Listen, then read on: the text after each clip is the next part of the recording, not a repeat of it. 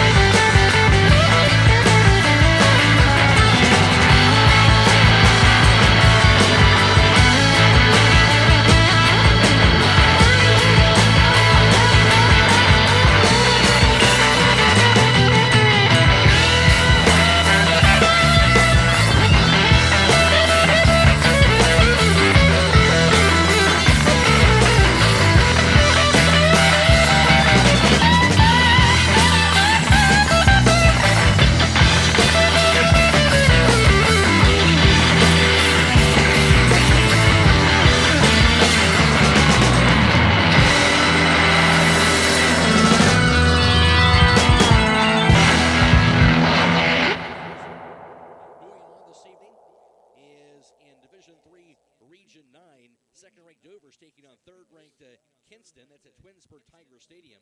I mentioned, by the way, Holy Name against Padua for an assistant. They're playing at Brooklyn Stadium tonight.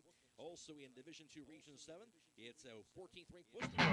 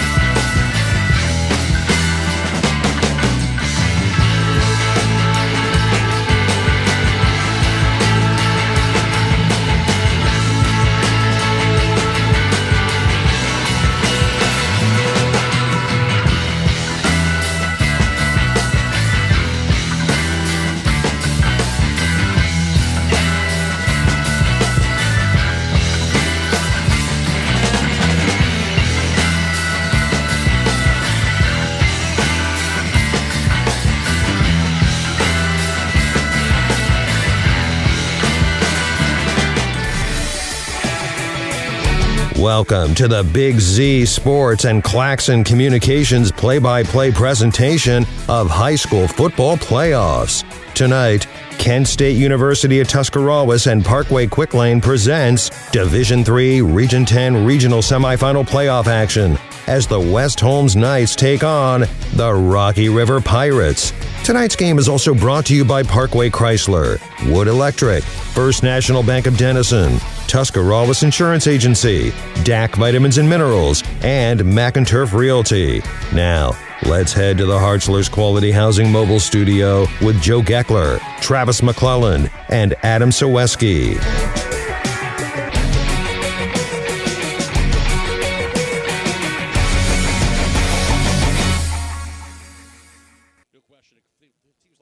At 9-3. Rocky River led by seventh-year head coach Josh Wells. And, of course, the West Holmes Knights led by Zach Gardner in his fifth season. He is 33-20 with 3 playoff appearances here for the West Holmes Knights. And I'm going to bring in Travis McClellan. And, Travis, let's look at West Holmes. Last week, they knocked off Tiffin Columbian, who knocked them out of the playoffs last year 28-25. Yeah, they did, and they put a full game together against a really good opponent there in round 2 of the playoffs. And you got to remember, Joe, they expanded the playoffs, so to get an opponent of that caliber in round 2 was a great win here for the Knights. And if you look at the opponent for Rocky River last week, they defeated Medina Buckeye 32-15, and a big game out of their quarterback Braden Spees with a touchdown pass. He did have 2 interceptions on defense as well. Yeah, we saw him down there on pregame, Joe, and what a big young man there he is. You look up to him, but they like to put it on. They like to run the football. They got that big boy in the backfield, Tommy Beebe. Last week he had 23 carries. Listen to this, Joe. 213 and 3 tutties. Yeah, he is a big back. Again, like you mentioned, Tommy Beebe. He is verbally committed to Wake Forest. They cannot officially sign until December, so he is verbally committed to Wake Forest. So something could change. You never know. He could end up somewhere else. Sure. But he is verbally committed to Wake Forest to play linebacker for them. So we will see him on defense tonight for Rocky River as well. But the big key or the big story for West Holmes tonight, of course, you have Sam Williams-Dixon. Last week he had 30 carries, 182 yards, 4 touchdowns, 2 catches, 17 yards. And, of course, Garrett Estep at wide receiver as well. He had 7 catches, almost 100 yards. The offense can get rolling here tonight. West Holmes may be in business. Yeah, absolutely. Those guys, they've been getting it done all season for Zach Gardner's troops. And when you're averaging almost 39 points a game, you got some guys that can pile up the numbers production-wise, and you just listed the who's who there for the Knights, and they're going to lean on them heavy tonight. Yes, they will, of course. Quarterback Noah Clark unable to play tonight, folks. Noah Clark out of the football game tonight for West Holmes. That means number 2, Mason Wolf, will be starting quarterback for the West Holmes Knights. He's 6'2", 190, and a junior. Big kid. Talked to him on the field in the pregame, and he is excited for this start. Noah Clark has an injured shoulder, so we will see what happens, his status going forward here in the playoffs. We're going to take a break, come back, we'll be joined in the huddle by Rocky River head coach Josh Wells. You're listening to High School Football Playoffs right here on Z Country 99.9. Hey there, sports fans. When it comes to taking care of the vehicle that transports your team, you expect it to be done with speed and accuracy. This is Phil Miller from the Parkway Quick Lane. When it comes to servicing your team's vehicle, let my team at Parkway Quick Lane deliver you the winning combination to keep your vehicle on the road and safe. If your vehicle needs to get off the sideline and back in the game, visit Parkway Quick Lane for your next service appointment.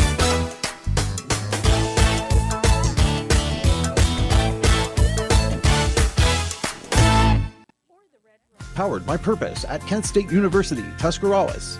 Kent State Tusk offers over 30 bachelor's and associate degrees. We have over a dozen athletic programs, including basketball and volleyball.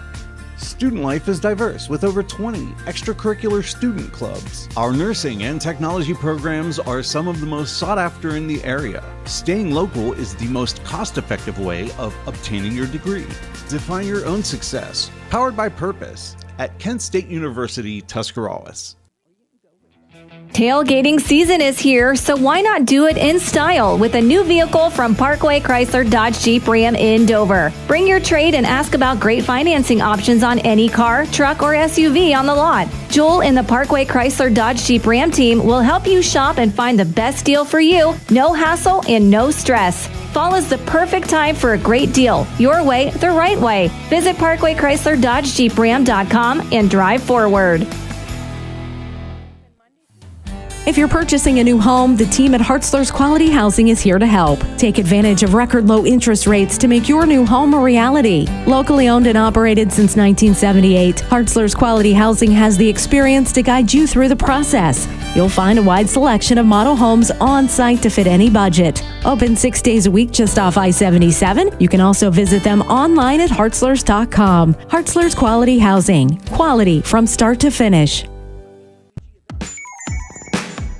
Wood Electric has been trusted with all of your electrical needs for over 30 years. They are the place to call for residential, commercial, and industrial work. Wood Electric is available 24 hours a day and ready to help with any electrical problem, outage, or installation. Wood Electric, serving Tuscarawas County and beyond since 1988. Like Wood Electric on Facebook or find them online at woodelectric.net. Inception of the Times Reporter Best of the Best campaign, you have voted us the best real estate company in Tuscarawas County. Hi, I'm Jan McInturf, and I want to thank you for your continued support. We think Tuscarawas County is the best place to live, work, and play, and the McInturf team of realtors are committed to making sure you are satisfied with your home buying and selling experience. If a new home is in your plans, make the call to McInturf Realty and find out why our clients think we're the best. Online at McInturfRealty.net or call 330-364-SOLD. Welcome back to the Wood Electric pregame show. Joe Geckler in the huddle with Rocky River head coach Josh Wells, presented by Kime, built on trust since 1911. Coach, last week the Pirates knocked off Medina Buckeye 32-15. After reviewing your film, how do you feel your team performed? We went in and did what we needed to do. We limited big plays. They had a bunch of good backs, a bunch of good skill players, and we were able to sort of contain them, and we were able to establish, the trenches, get our both O-line, D-line going early, and that helps, our run game, especially. But, we went in and won a physical football game against a well-coached Buckeye team, and we're fortunate to be here. Coach, offensively, you are pretty run-dominated, led by your senior tailback, Tommy Beebe. Talk about your offense and how dynamic it is. It starts up front. You can't do anything without those guys up front, they set the tone. When we're getting our, run game going, when Tommy's getting 7, 8, 9 yards a pop, we're going to be pretty good, and that's predicated on that offensive line. And our quarterback, Braden Spees, is, he's always the unsung hero here. He's our spark plug. He's all over the field, but he's so smart, so savvy in the backfield with what we do and what we're asking him to do that he gets things going for us as well. Coach, defensively, you're only giving up 17 points a game. You forced upwards of 25 turnovers and get to the opposing quarterback almost at will. Who should we watch for on that side of the ball tonight? It kind of sounds repetitive here, but our defensive front is pretty quick, pretty strong. We have two defensive ends that are 6'3", 225, 230 that can fly and set an edge, but also get to the quarterback. Our 3 interior guys get a push, making it hard to get that run game going and let that quarterback sit back there. He can't get comfortable. But they also pave the way for our linebackers. I mean, Tommy has countless numbers of tackles and big plays, but it starts with those guys up front, and our secondary handles their own. We know teams are going to try to throw on us a little bit, and those guys do their job, and again, limit big plays and make teams go 8, 9, 10, 11, 12 plays to score. And that's hard for high school offenses to do. How's practice been this week, and what's been the message to your team? Go 1-0. It's a 1-week season. Each week of the playoffs, and then we focus on this week and beating West Holmes, and they're a good team and well coached. They have some athletes. They have they're good offensive line, good defensive line. But we preach to our kids all week, go 1-0, and we had a really good focused business-like practice this week. Coach, you mentioned it, West Holmes. They're your hurdle for the Pirates to get to the regional finals next week. What do you expect from them? What do you know about them? A heavy dose of number 24. I know he's pretty good. Watching him on film, he's done a lot of good things. Last week he took over that game against Columbia, and it was impressive to watch. He's a good young football player. Hard to believe he's a sophomore. It's crazy, but they do a good job. Protecting the quarterback, letting him make his reads, and give him time to progress, and then he can keep the plays extended with his feet. I mean, he's a really good football player. Their quarterback. Finally, Coach, what are your 3 keys for Rocky River to knock off the undefeated West Holmes Knights and move on to the regional finals next week? We need to establish our run game early to get our pass play action game going. Limit big plays and just be ourselves. Do what we do. We've been pretty successful, and if we can continue to do that. I think that puts us in a position to win the game at the end of the fourth quarter. Thanks, Coach. Good luck here tonight. No problem. Thank you.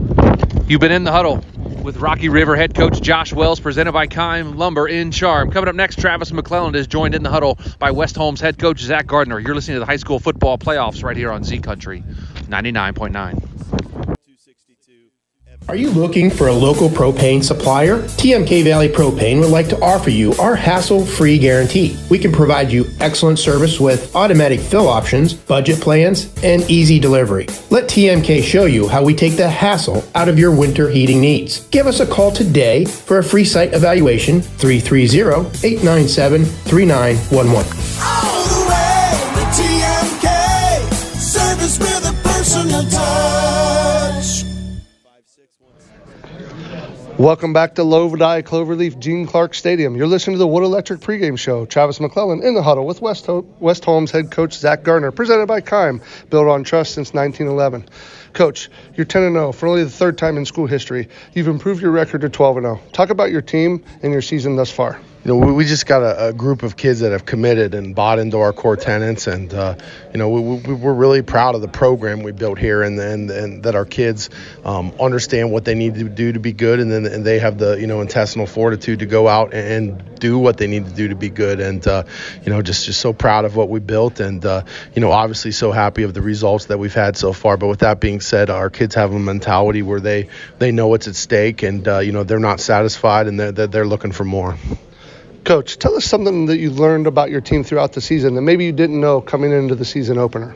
I'm going to be honest with you. I don't know if there's much that we haven't learned that we don't know about them. They're ball hawks. They're competitive kids. They're tough. They're selfless. That they care about their teammates. It's just another time where you see a team come together, and kids that care a lot about football and their teammates just having a lot of success. Coach, you're averaging almost 39 points a game offensively. You seem to run it and throw it equally as effectively. Talk about your team's offense. Yeah, that's by design. We want to be balanced. We told our kids before this, that there might be teams that throw it better than us around here or run it better than us, but there's no one that strikes the balance that we do offensively, and that's something that we take great pride in. And, a lot of people think balance is just, running 50-50, passing 50-50, but it's not. It's being able to attack a defense and whatever coverage they give you, whatever front they give you. Our kids understand it. They take pride in going out and executing the defenses that they get. And our kids are really good at adjusting. I can think of maybe 3 times all year in the 12 games that we've played that we have seen the front and coverage that a team has shown all year. We get teams out. We get teams playing left-handed defensively. Get them out of their normal comfort zone. So I'm proud of our kids, proud of their resiliency, and proud of their willingness to go out and strive to be balanced. Coach, on the other side of the ball, defensively, you're only giving up 16 points a game with a whopping causing 28 turnovers. Talk about your defense. Yeah, our defense fly the ball hawks. They fly to the ball. We build a culture of running to the football and forcing turnovers in our practices that our kids take great pride in. They take pride in understanding their role in the defense and going out and executing it to the best of their ability, not for themselves, but for the person to the left of them and the person to the right of them. I'm just so proud of the defensive culture we've built, and so proud of the way that our kids go out and play defense. And when you're going to win games here in November on windy, cold nights like this, you're going to have to go out and play defense to be able to have success. Coach, how's practice been this week, and what's been your message to your team? Practice has been great. We've had one of the best weeks of practice that we've had. We challenged our kids. We weren't happy with a lot of our play last week. I don't think we went out and executed the way that we expect our kids to execute last week against Tiffin Columbian. And we told our kids, we actually showed them the end of Saving Private Ryan, where Tom Hanks tells Private Ryan, like, you have this gift of to continuing your life, and obviously it's not a life or death situation, but it was a good message for our kids to see that you have this opportunity to continue on playing. You need to earn it, earn this. And our kids went out and earned it with some game speed, physical practices this week. Now the next step is to transition, that physicality over to tonight. Coach, tonight it's the 3-seeded Rocky River Pirates. What do you know about them? What do you expect from them here tonight? They're very hard-nosed, very well coached. They have a very good football player going to Wake Forest, who's a committed linebacker, but he's also the straw that stirs their drink offensively. They're going to hand it to him as many times as they can. Their coaching staff does a great job of trying to out-hat you at the point of attack. That's going to be on our kids to recognize that, and our defensive coaching staff to recognize it and to get our kids in the positions to go out there and to make the plays that we need to make to win a football game against a very good team and against a very good football player. Finally, Coach, what 3 things have to happen here tonight for your West Home Knights to win and move on to the next round of the playoffs? The biggest thing is the turnover margin. That's probably the thing we were upset the most with last week. Was we were -2 we were in the minus territory for the first time all year in the turnover. So we have to win that turnover. We have to win first down against them. You cannot. They're going to come out and try to run the football on us. And when you play teams like that, you have to win first down and get them off their the chains and force them to go. And the third thing is we need to execute offensively. We cannot have penalties. They're going to make us drive. So all that hidden yardage things, getting receivers blocking, receivers getting yak. Okay, all that hidden yardage is going to matter because they're going to make us drive the football. Thanks, Coach. Good luck here tonight. Thank you. You've been in the huddle with West Holmes head coach Zach Gardner, presented by Keim, built on trust since 1911. Coming up, we will have starting lineups and kickoff. You're listening to the high school football playoffs right here on Z Country 99.9. Hi, I'm Zach Motice with the Tuscarawas Insurance Agency. For all your auto, home, farm, and business insurance needs, contact our team at the Tuscarawas Insurance Agency, or stop in and see us at one of our locations in downtown New Philadelphia or Sugar Creek, providing excellent service to the Tuscarawas Valley since 1885. Here at the Tuscarawas Insurance Agency, we'd like to wish all of the area athletes and teams good luck this fall. Busy schedule? Check out Benson's Heat and Eat section with a variety of entrees and sides for you to choose from. And don't forget, Monday through Friday from 4 to 6, Benson's culinary team prepares hot, made-from-scratch dinners, complete with garden salad and bread and butter. Just call ahead to order. For daily and weekly specials, visit bensonsmc.com. Follow them on Facebook or stop into the market. Benson's Market and Catering, 207 North Worcester Avenue in Dover.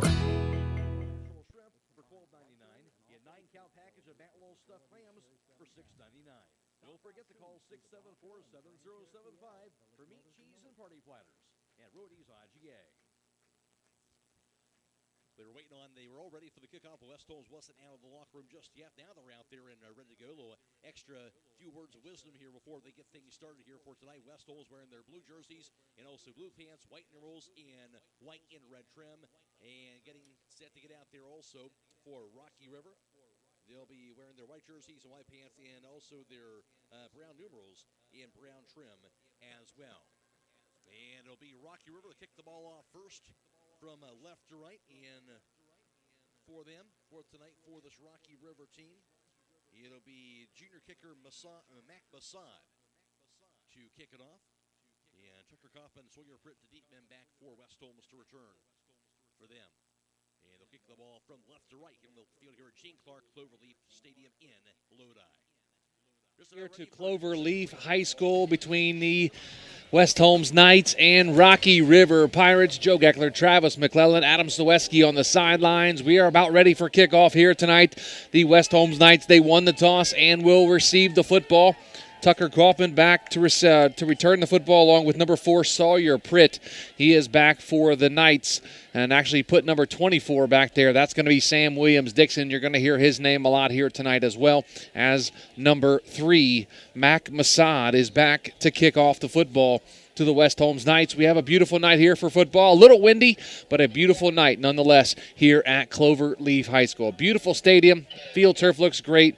The conditions are awesome, and we're going to have Division III high school football playoffs getting ready to start here in just a moment. Again, the West Holmes Knights, they're in their all blues with red and white stripe down the side. Their blue jerseys as well. The kickoff deep, and it's going to be fielded at about the 25-yard line via fair catch. It looks like number 4, Sawyer Pritt. That put up the fair catch at the 25-yard line. That's where the West Holmes Knights will take over. We'll take a real quick look at the Rocky River defense. Travis? Starting up front, they're led by their two bookend defensive ends. Number 22, Stan Hewler, he's 6'3", 227 pounds. The right defensive end, number 7, Aiden Andraco, he's 6'4", 230. The tackles, number 76, Evan Merck, and number 60, Charlie Fatal. We'll get to the rest of the defensive starting lineup here in just a minute. The West Holmes Knights, they come out in a shotgun formation. Two receivers on the far side, one here on the near side. Mason Wolf at quarterback. The hand is to Sam Williams-Dixon off the right side. He breaks out of a tackle to the 30, almost to the 35-yard line. Going to bring up second down for West Holmes. They get base blocking there, Joe. Get ahead on the linebacker. Great pickup there on the first down for the West Holmes Knights. And the West Holmes Knights back to the line of scrimmage, a pistol formation. Again, they're going to hand it off to Sam Williams-Dixon. Makes one guy miss and spins out of another tackle all the way to the 40-yard line, where they're going to have an Adams board first down, 1st and 10 at their own 40-yard line. Just underway here at Cloverleaf High School between West Holmes and Rocky River. No score, 11:31 to go here in the first quarter. West Holmes has it 1st and 10 at their own 40-yard line. Again, two receivers here on the near side of the football field. That's Garrett Estep and Tucker Kaufman. One receiver split to the far side. And again, they're going to hand it off to Sam Williams-Dixon. Very patient out here to the 45, where he's drugged down at about the 46-yard line. Going to bring up second down. The Knights pulled the right guard in the wing there, Joe, and they come across, give it to Dixon. Williams-Dixon, who gets it up in there, and they get that counter action. The Knights are winning the line of scrimmage here early. We have another pistol formation, two receivers on the far side, two here on the near side, and actually a shotgun. It's going to be a wildcat. Sam Williams-Dixon takes it, and he jitterbugs out of one tackle, gets up to about the 50-yard line. Going to be very close. Going to bring up third down and short for West Holmes. Not only is Coach Gardner going tempo, Joe, they're showing them different formations, and now the Wildcat. That's a lot to digest for the Pirates defense. So Mason Wolf, the backup quarterback in the football game. Noah Clark out tonight with an injury, but he's 6'2", 190, and a junior. He's going to hand off to Sam Williams-Dixon. Very patient, gets past the 50, all the way out here to the 45-yard line. That's going to be an Adams board first down for the Knights. Right now, the Knights are putting a hat on a hat and winning the point of attack. Right where they're running the football, they're getting second level and blocking those linebackers. And Sam Williams-Dixon having a big game here early. Some of the starters for the West Holmes Knights, of course, Mason Wolf at quarterback, Garrett Estep, number 8 at wide receiver, Tucker Kaufman, number 10, and number 4, Sawyer Pritt at wide receiver. Brett Shear goes in motion here to the near side. They're going to fake the screen. It's going to be a bubble back here to Tucker Kaufman. He has it at the 40, out here to the 30. He has blockers in front of him to the 20, to the 10, and he fumbles the football, and it goes out of bounds inside the 5-yard line. But Tucker Kaufman took the ball all the way down inside the 10. He was hit from behind and fumbled the football out of bounds, but West Holmes will have it 1st and goal at about the 2-yard line inside the Little Caesars red zone. What a play design there by Gardner. They fake the bubble to the right, throw the screen backside, and he almost houses it, Joe. Pistol formation again. The hand is to Sam Williams-Dixon. He's to the goal line and into the end zone. Touchdown, Sam Williams-Dixon from 2 yards out. West Holmes with 9:58 to go here in the first quarter leads 6-0. Well, if you're going to win the toss and take the ball, Joe, that's exactly what you want if you're Coach Gardner. You took the football, did exactly what you want, and put it in the end zone on the first drive. That offensive line of Matthew Weaver, Colin Gardner, Walker Graham, Landon Dye, and Warner Brooks did the job up front for Sam Williams-Dixon, the 6', 195-pound sophomore. He is going to be special the next couple of years here for West Holmes. As number 11, Nick Ginsburg, on for the extra point. The snap, the hold, the kick. It is up, and it is good for the West Holmes Knights as they extend the lead to 7-0 with 9:58 to go here first quarter. Take a break, come back in 30 seconds. You're listening to High School Football Playoffs right here on Z Country 99.9. The certified public accountants at Moore Niedenthal Incorporated believe in the value of relationships. Moore Niedenthal has been in business for over 40 years in your community, helping individuals and businesses grow. Moore Niedenthal can help manage and prepare your payroll, plan your estate, and prepare your business and personal income taxes. Stop in to the new Moore Niedenthal facility on North Worcester Avenue in Dover and become a valued client today.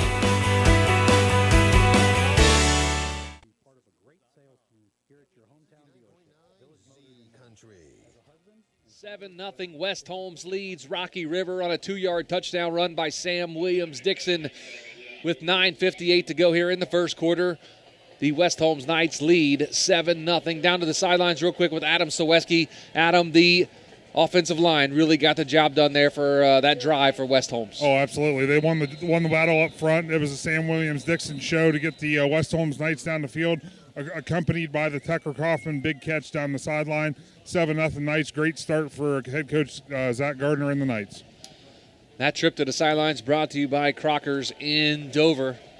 West Holmes to kick off. It's going to be Nick Ginsburg to kick the football away to the Rocky River Pirates. He has his right foot into it. It's going to be a high end over and kick go into the end zone. That's going to be a touchback. What a bomb of a kickoff from Nick Ginsburg. Hey, that's a weapon there for Zach Gardner. If you can kick it into the end zone on the kickoff, they can't make that big play on you, get momentum. You just took the ball down, put it in the end zone. You want to make them drive the field.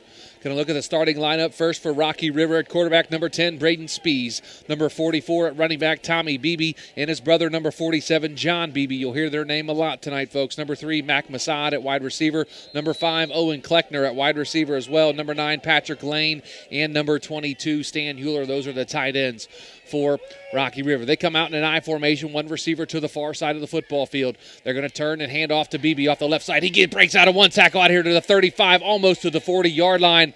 They're going to say he went down about the 38-yard line, going to bring up second down. The Pirates come out and just run ISO, Joe. They're going to try to ice the linebacker with the fullback and jam it up in there behind him. That's exactly what they do and pick up 8 on first down. Second down and 2 with 9:38 to go here in the first quarter. West Holmes 7, Rocky River nothing. Rocky River breaks the huddle, comes out with 2 receivers. Nope, 1 receiver on the far side, 1 here on the near side. And you're going to have now another receiver comes here, split to the near side. And it looks like we're going to have a timeout on the field, and that's going to be taken by Rocky River. A Kaufman Realty timeout. We'll take it with them. Back after this on Z Country 99.9. PC Drilling, a family-owned and operated company since 2005 in Bolivar, takes pride in being an economic oil and gas drilling company. PAC's objective is to contribute to American energy independence through profitable development, operation, and marketing of oil and natural gas wells. PAC also employs operating technicians to oversee each and every well drilled to maximize its productivity and longevity. Contact PAC Drilling at pacdrilling.com. Cloverleaf High School, West Holmes 7, Rocky River nothing. 9:22 to go here in the first quarter.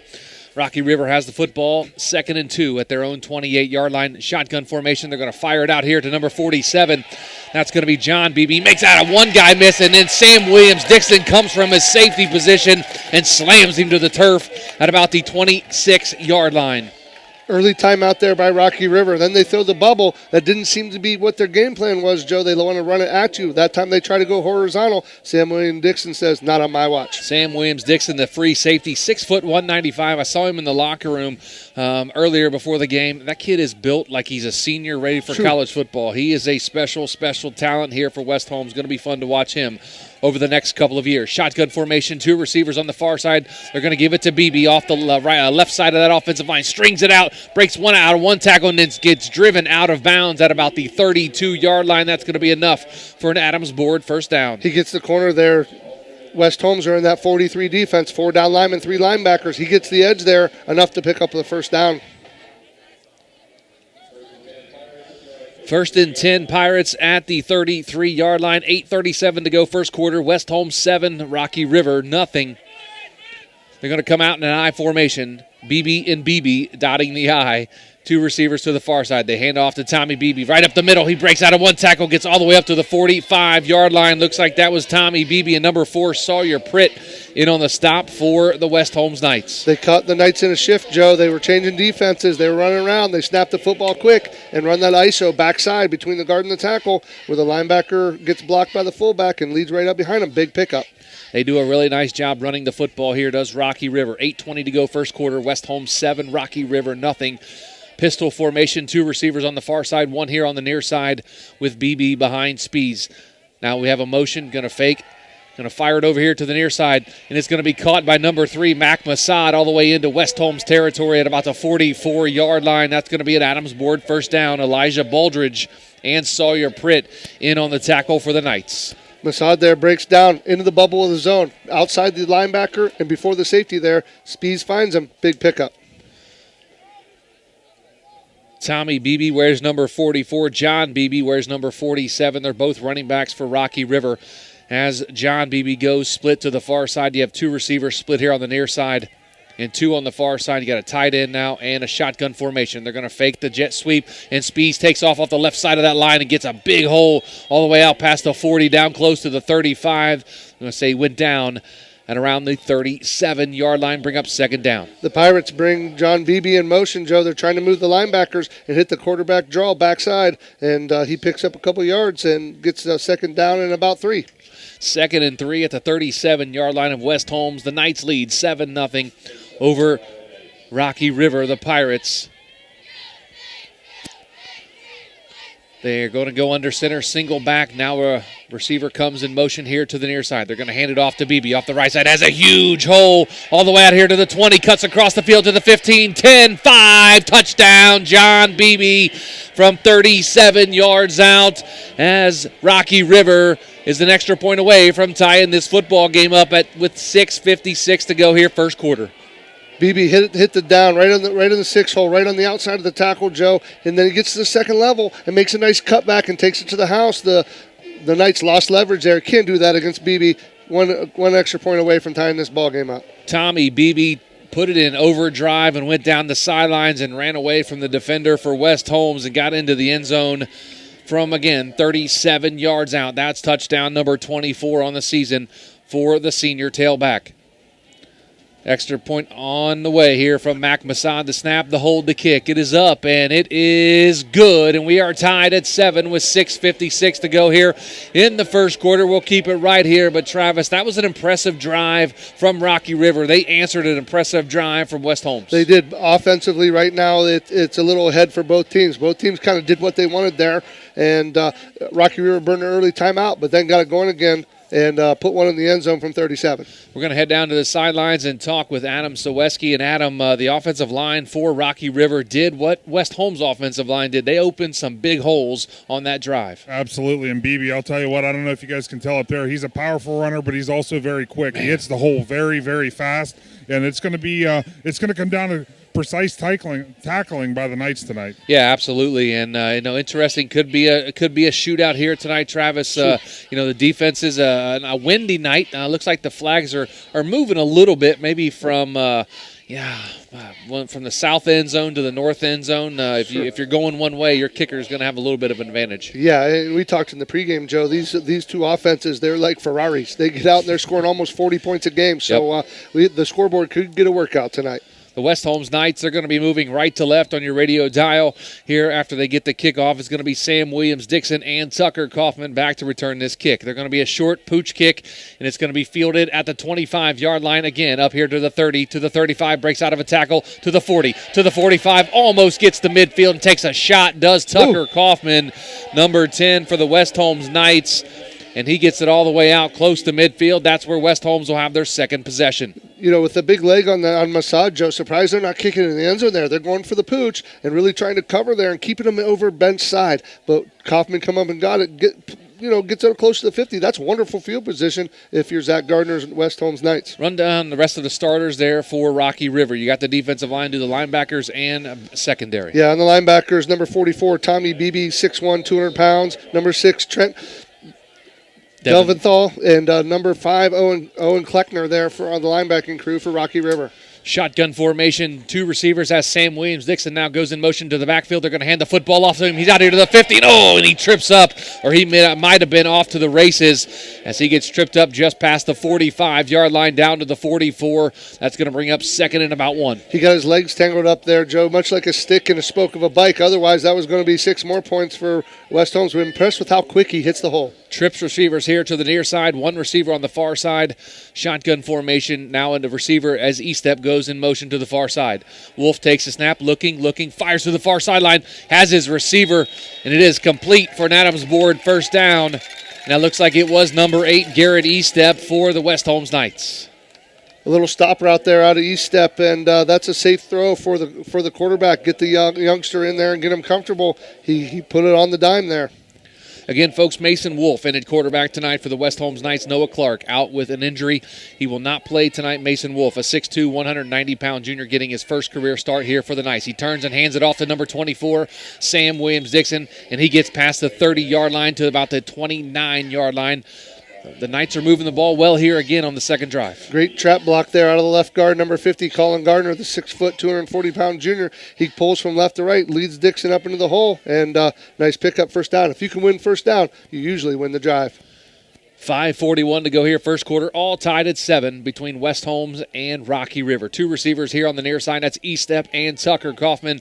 One receiver on the far side with Brett Shear. Now Williams-Dixon goes in motion here to the near side.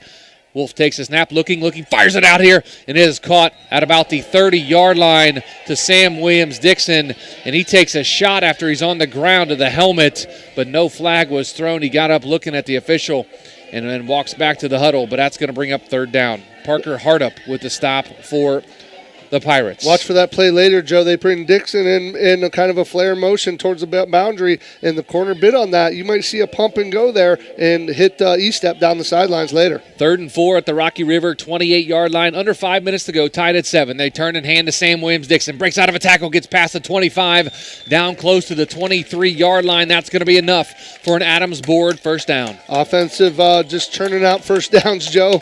Not much breakup here for us, but the offenses are rolling early. We are in overdrive. Both teams in to hurry up. We are moving along here with 4:42 to go. First quarter tied at 7. Two receivers here on the near side, Brett Shear and Sam Williams-Dixon in the backfield with quarterback Mason Wolf.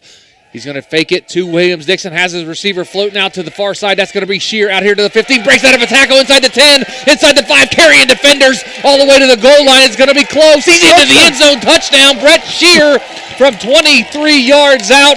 He drug 3 or 4 defenders into the end zone to get that touchdown. You know what I call that, Joe? A weight room run. That's a weight room run out of the 5'10", 210-pound junior. Kept those legs churning. You got to tackle legs, Joe. If you don't get him around the legs, he's driving. He drove in from the 6.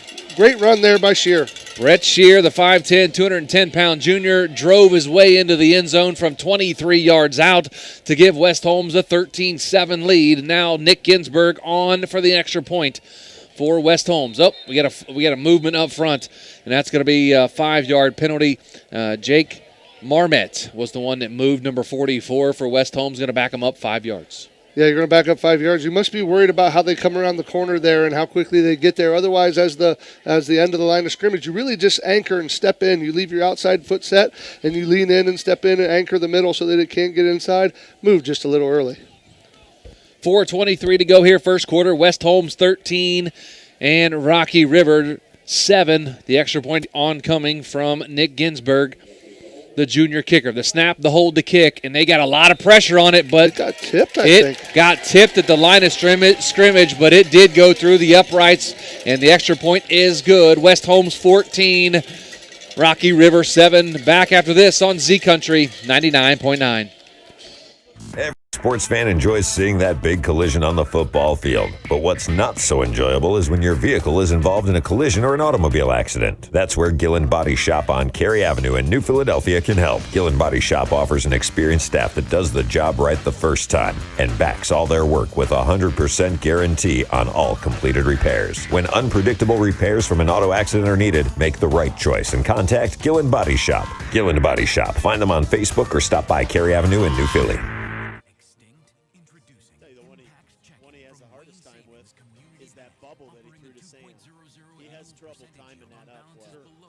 Rocky River 7 with 4:23 to go, first quarter. Joe Geckler, Travis McClellan, Adam Soweski on the sidelines. 2 quick touchdowns for the West Holmes Knights. The last one, a 23-yard reception from number 5, Brett Shear. He gets into the end zone to give the Knights the lead. Ginsburg kicks it off. It's a low-line drive. It's going to be touched at about the 18-yard line. Now fumbled around, and that was number 4 for the Rocky River Pirates, Parker Hardup, and he almost fumbled that football back away to West Holmes. Yeah, a little different philosophy there from West Holmes. The time before, they blast one into the end zone. This time, they go with a little different philosophy, almost get the football back. And, of course, West Holmes on defense. You have Tucker Kaufman at corner, Sawyer Pritt at the other corner, linebacker Elijah Baldridge, Brett Shear, and Blake McCombs. Also Owen Jeffries and Garrett Estep at linebacker. Free safety Sam Williams. Dixon up front, Walker Graham, Corbin Felton, and Colin Gardner. And the offense for Rocky River back out in a pistol formation. A receiver here on the near side, one on the far side as number 9, Patrick Lang goes in motion. They're going to fake to the running back. He has a receiver wide open about the 45-yard line, and it is going to be picked off by Sawyer Pritt for the West Holmes Knights. Oh, no, Joe, I can't believe it. They're going to give Rocky River the football. Sawyer Pritt caught the football, and now the official comes in and says no. Mac Masad got the reception for Rocky River. I'd love to see a replay on that. But guys, when Pritt was coming down with the ball, as he was falling to the ground, the ball was starting to come loose again. The receiver came in, took it right back. What a heads-up play by Mac Masad if that's the case. But they have it first and 10 inside West Holmes territory at the 39-yard line. They're going to give it to the jet sweep as Spees keeps it, and he's going to take a shot at about the 35-yard line. Going to bring up second down as Blake McCombs in on the stop for West Holmes. Going back to the last play, Joe, that was a little bit underthrown by Spees there, and his wide receiver apparently come up and made a play for him. I wonder if the wind had something to do with the underthrow. Maybe that was pretty well underthrown. That guy was open by 4 or 5 yards, just couldn't get it to him, and almost got it picked off there. His wide receiver fought for the football and apparently got it, so the Pirates are back in action offensively. Sawyer Pritt made a great play on the ball. A 5'7", 140-pound senior is Pritt, corner for West Holmes. They come out in a shotgun, making a pistol formation, number 22. Stan Hewler goes in motion. They're going to fire it over to the far side again. That's to Beebe, and he's going to be knocked out of bounds about the 31-yard line, and that's going to be third down for Rocky River. The Knights starting a 30. Sometimes they walk the outside linebacker up and go to a 40. So what's Rocky River doing? They ran it last time. They're going with that play-action pass and trying to deliver it with Spees. Third down and 2 from the West Holmes 31-yard line. We saw the kicker, Mac Masad, warming up in the pregame. That kid has a leg on him, and they're getting really close to his range. They're at the 31-yard line. Get a couple more yards. They're inside his range. Pistol formation, 2 receivers here on the near side, 1 on the far side. They're going to hand off to Beebe, and he gets nowhere, maybe to the 30-yard line. I think he's going to be short on for the first down. They are. It's going to bring up fourth down for Rocky River. Number 5, Brett Shearer, who just scored that touchdown, making the tackle there. It's going to be fourth down and short. Decision time. Not decision if they're going to go. It's who's going to get the football. An awesome crowd here on both sides of the football field. The home crowd for West Holmes, the away crowd for Rocky River travel well. They're going to have it, an I formation. 2 receivers, 1 on the far side, 2 on the far side. It's going to be Brandon Spees on the quarterback keeper, and it looks like he's going to get enough for the first down, and he will. That's going to be an Adams board first down for Rocky River as they keep the chains moving with 2:24 to go here in the first quarter. West Holmes 14, Rocky River 7. Number 22, Elijah Baldridge there on the tackle. The 6'3", 215-pound junior makes the stop, but not before Spees picks up the first down. Braden Spees, he has 511 yards rushing this year, 12 touchdowns. He has 858 yards passing and 9 touchdowns. He gets the ball into the end zone, whether throwing or running. Coming up on 2 minutes here in the first quarter. 2 receivers here on the near side. Shotgun formation with 2 receivers in the backfield. They're going to fake it to Beebe. Now Spees is rolling to the far side, looking, finds his back out of the backfield, but underthrows him on a little wheel route. And that's going to bring up second down. Colin Gardner, number 50 for the Knights defense, 6 foot, 240-pound junior, providing the pressure. Speed's going left, nowhere to go, throws it away. 1:52 to go here in the first quarter. West Holmes 14, Rocky River 7. They have it 2nd and 10 at the West Holmes 27-yard line. Joe Geckler, Travis McClellan, Adam Saweski on the sidelines for us tonight. Thanks for tuning in. Make sure you check out our Facebook page and, of course, YouTube as well. You can watch this game from the comfy confines of your couch. Hand off to Beebe off the left side. Makes one guy miss and gets down close to the 20-yard line, and that's going to be a second down. Make it third down now for Rocky River. Brett Shear, number 5, on the tackle again for the Knights, along with 22, Elijah Baldridge. What they did, Joe, is bring the guy in motion from left to right and hit that counter action back to the left side, trying to move the linebackers and get it to the second level. They're going to be able to hit one of those play-action passes here before long if they continue to run the ball with the success that they have had here tonight. Shotgun with the back in the backfield. That's going to be Tommy Beebe with Braden Spees. And they're going to give they are going to do the jet sweep here with can't tell the number. He's going to get well past the first down marker, and it's going to be number 3, Mac Masad, on the carry for Rocky River, and that's going to be another Adams board first down right about the 10-yard line. And it's going to be first and goal at the 10-yard line with 1:04 to go here in the first quarter. West Holmes 14 and Rocky River 7. If I'm not mistaken, that's the first time Assad came in jet motion there, and he gets the football and turns it up, gets the first down. Shotgun formation, 2 receivers here on the near side, 1 on the far side. They're going to fake it. Spees takes it, and he is going to get dropped in the backfield by number 5, Brett Shear, at about the 12-yard line. That's going to be a loss on the play for Rocky River. Shear and Baldridge again, Joe, right, winning the point of attack. What they did is they brought motion this way, pulled the guards left, follow it with the quarterback, trying to outman him to the corner. Brett Shear says, not today. Brett Shear, a 5'10", 210-pound linebacker, can hit the hole and knock the running back backwards. He is a very strong football player for West Holmes. Coming up on 15 seconds to go first quarter. They come out in a shotgun formation. 2 receivers on the far side, 1 here on the near side as BB goes in motion. They're going to, Braden Spees keeps it at the 5 and driven down at about the 3. It looks like the ball came out and the marker's out. And what do we have here? And we're going to see what happens. It looks like it's going to be, see the call on the field.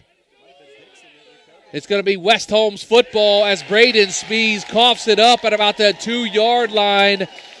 First turnover of the football game for Rocky River as Braden Spees fumbles as he's brought to the ground, and West Holmes jumps all over it. Couldn't see who recovered it there, Joe, but that's why you fly to the football and gang tackle. You run to the football, you can get a tackle in from behind, strip that ball out.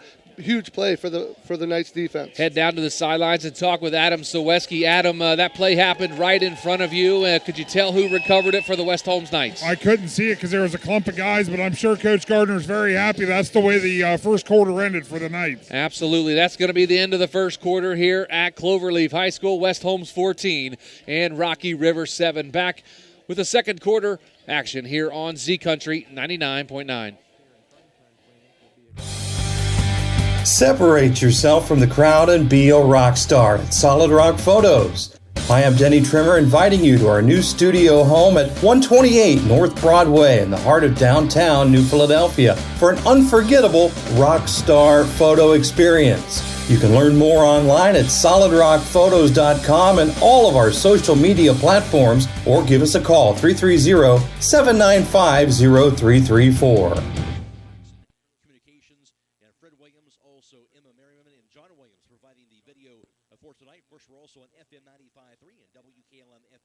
The West Holmes Knights has it first and 10 at their own 2-yard line after recovering a fumble from Rocky River quarterback Braden Spees. And we'll get to a Kime scoreboard here in just a moment. We are 14-7 West Holmes here, first play of the second quarter as Mason Wolf is in the shotgun formation. 2 receivers here on the near side, 1 on the far side. They're going to hand it to Sam Williams-Dixon, and he gets right out of he lost a yard. He got back to the 1-yard line, and they're going to say it's second down now for West Holmes as he gets out of the end zone to avoid the safety. Yeah, Beebe from his linebacker spot blitz there, and Knight gets heel depth, comes down the line of scrimmage and gets him down. You look at Sam Williams-Dixon, he lined up pretty deep there, so you have to sustain your blocks. And that time the defense won, almost got the 2 points. 11:30 to go here in the first half. West Holmes 14 and Rocky River 7. Second and 11 from the 1-yard line as Wolf takes a snap. Looking, has a receiver wide open here on the sideline and overshoots him. That was intended for number 8, Garrett Estep. That's going to bring up third down. The real quick Kime scoreboard update. Sorry about that, Travis. No score between Dover and Kenston in the second quarter. And, of course, our game tomorrow night, the Garraway Pirates and South Range Raiders. That will be on at 7 o'clock and on our live stream as well. Other scores outside of our area, Chardon leads Canfield 7-0. Parma Heights leads that game is tied at 7. And a game tomorrow night as well, Kirtland and Garrettsfield Garfield. The winner of that game will play the winner of Garraway and South Range. Wolf takes a snap out here, flips it out here to Brett Shear, and he has it about the 5-yard line. He gets driven down to the turf at about the 8-yard line. Going to bring up 4th down. John Beebe in on the stop for Rocky River. You know, you got the big stop there. You wanted to get it out of here, but unfortunately, Coach Gardner's going to have to punt it away with the back up to the goal line here, the shadow of their own goal line. But that shows you what confidence Coach has in his backup quarterback, Mason Wolf, on 2nd down, Joe. He threw it out of the back of the end zone there, throwing it down the sideline. So the punter on to punt the football away. That's going to be Nick Ginsberg, and he is standing about halfway into the end zone. And it's 4th down and 3 for West Holmes. The snap is back, and they're actually going to fake it out of the end zone. Ginsberg has it out here to the 10, to the 15, and shoved out of bounds at about the 19-yard line. What a gutsy call from Zach Gardner deep in his own territory. A fake punt. Nick Ginsberg gets the 1st down. Very gutsy there. That's something you see on film, Joe. That's not something you call down here. That's something you know coming in. You're watching on film. You see something you like, but to call it back into that deep, you got to give Coach Gardner credit. That takes some veteran coaching and some guts. Zach Gardner with a huge call here early in the 2nd quarter where his team leads 14-7. Nick Ginsberg with a 1st down run on the fake punt. Mason Wolf at the quarterback position now for Noah Clark tonight. Shotgun formation, 3 receivers here on the near side, 1 on the far side. Going to find out Sam Williams-Dixon has the football, and he is going to get stopped. And that's going to be a big loss on the play as Tucker Kaufman tried to get the block on the bubble screen, and the throw was a little high, and Sam Williams-Dixon had to go up for it, was able to make the catch, but couldn't get his feet under it. Yeah, number 4, Parker Hardup, the cornerback, comes in there and makes the tackle. That threw off all the timing, gave him a chance to get around the block and make the stop. A big 8-yard loss on the play for the West Holmes Knights. They have it now 2nd and 18 at their own 11-yard line. 2 receivers here on the near side, 2 on the far side, now 3 here as Brett Shear comes in motion. As Wolf has it, he's getting a lot of pressure, and he's going to get dropped at about the 5-yard line. Couldn't get rid of it was Mason Wolf, and that's going to bring up 3rd down. They talked about the defensive ends, Joe, and that time number 27 gets back there for the Knights. That is, or for the Pirates, rather. I'm not seeing it. It's hard to see their jerseys down there, Joe. It looks like, but anyway, they come with pressure there. Nowhere to throw the football. He tries to step up, buy time. Pocket collapse, get them down. They're really far behind the sticks. It's going to be 3rd down in a long way. 3rd and 18 from their own 22-yard line. 9:34 to go here in the 2nd quarter. As we had a injured player come off the field on his own, under his own power. That was the clock. That's the reason it stopped. Now 9:28 to go here in the 3rd quarter. Shotgun, 2 receivers on each side. Sam Williams-Dixon in the backfield with Mason Wolf. Wolf takes a snap, looking, fires over the middle field, has Sam Williams-Dixon. What a catch at the 40, the 50. Guess what, folks? You strike up the band because that's going to be a touchdown. 77 yards from Mason Wolf to Sam Williams-Dixon. What a catch and run from the sophomore wide receiver for the West Holmes Knights. And that's going to be another touchdown. Looks like we have a sideline warning against Rocky River. That's a sideline warning. But anyway, a 77-yard pitch and catch from Mason Wolf to Sam Williams-Dixon. Threw a beautiful ball over the middle of the field, and Sam Williams-Dixon just outran everyone to the goal line. Yeah, you get a little slip, Joe. Sam Williams-Dixon goes up the middle. I thought Spees, the free safety, was going to have a chance at that. It was in the air a little long, but the athlete that Sam Williams-Dixon is, he goes, gets it, and his legs do the rest. That kid can flat out go. That is crazy how fast he is. He got to the 50 and started pulling away from guys. The snap, the hold, the kick. It is up, and it is good as West Holmes extends the lead to 21-7. Head down to the sidelines and talk with Adam Saweski. Adam, Sam Williams-Dixon caught it and did the rest. Yeah, it was hard to keep up on my phone. I actually got the play recorded, but he was flying, guys. It was hard to keep up with that play.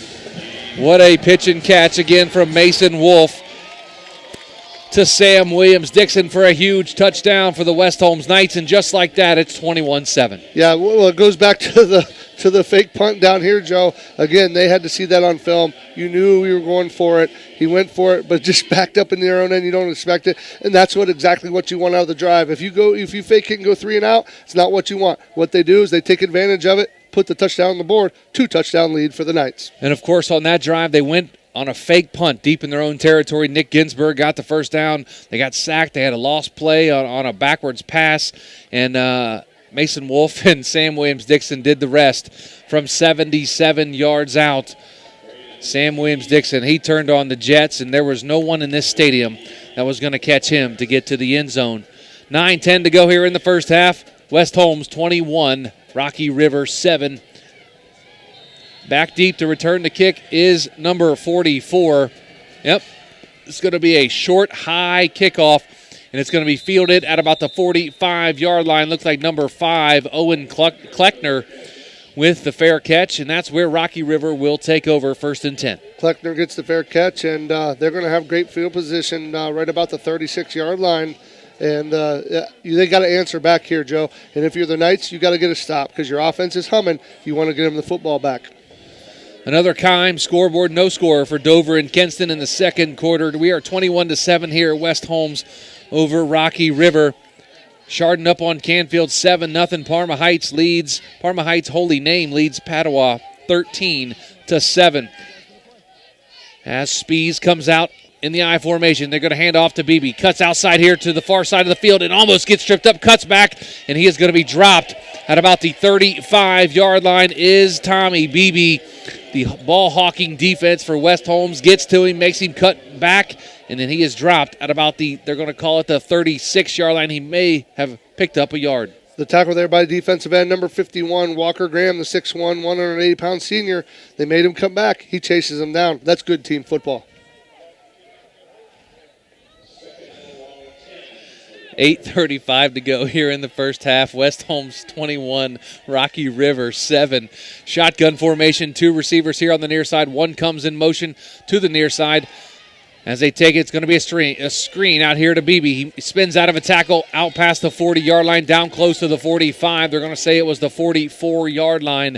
Going to bring up 3rd down for Rocky River. 3rd down here, money down. If you're the Knights defense, you want to get a stop here. You're pretty sure it's either going to be Spees on the draw or one of the 2 Beebe brothers running the football. If you get the stop here, you possibly get the ball back to your offense who hasn't been stopped yet tonight. Coming up on 7:50 to go here in the first half. West Holmes 21, Rocky River 7. They come out in a single back, and we're going to have a timeout on the field taken by West Holmes, and we will take it with them. That's going to be a Kaufman Realty timeout. Back after this in 30 seconds on Z Country 99.9.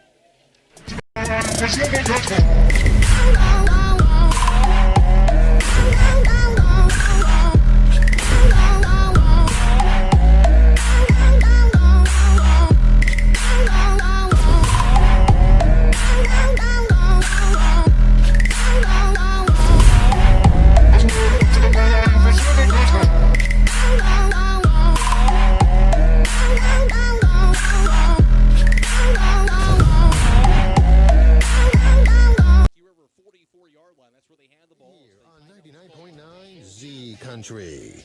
7:48 to go here in the first half. West Holmes 21, Rocky River 7.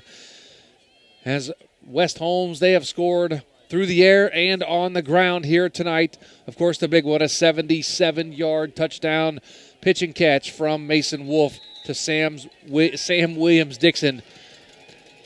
Rocky River comes back out in a pistol formation. It's going to be handoff. Looks like we're going to have a false start on the Rocky River Pirates. Going to back them up 5 yards, bring up 3rd down and 7 now. Untimely mistake there. Yeah, you don't want that in 3rd and short. Now you're 3rd and long, and you're probably looking to go screen draw or throw the football here. But the Knights are out there. They've switched in and out from their 40 where they locked the linebacker up. That time they were in their 3-5 defense. Cover 3, Joe, single high safety. So there's some pockets there in the zone. 7:47 to go here in the first half, 21-7. West Holmes over Rocky River. They have it 4th and 7. It should be 3rd and 7 from their own 39-yard line. Pistol formation, 2 receivers on the far side, 1 here on the near side. Receiver comes in motion here to the near side. They're going to fake it to Beebe. Quarterback looking, Spees fires it over the far sideline. He has it, his receiver, and underthrows him was Tommy Beebe, wide open. He catches that. That would have been a touchdown, and that's going to bring up 4th down for Rocky River. The Knights did a great job of stopping the initial play. They wanted to hit the route out here, the banana out towards the sideline. It wasn't there, and Beebe going down to the backside. A little miscommunication between him and Spees. He was wide open, but didn't see the football, and it lands harmlessly. They're going to have to punt it back to the Knights. Tucker Kaufman back deep to return this punt from Braden Spees. Yes, the quarterback is the punter for Rocky River. He gets the punt away. It's going to be a high spiraling kick, going to take a bounce at about the 18-yard line and go out of bounds, and that's where West Holmes will take over 1st and 10. A little angle punt there, a little old-school coffin corner. They want to kick it away from Tucker Kaufman and not give him a chance to return. They get it down as far as they can and bump it out of bounds. And, Joe, looking at the flags on the goalpost, the wind's picked back up like it was early in pregame.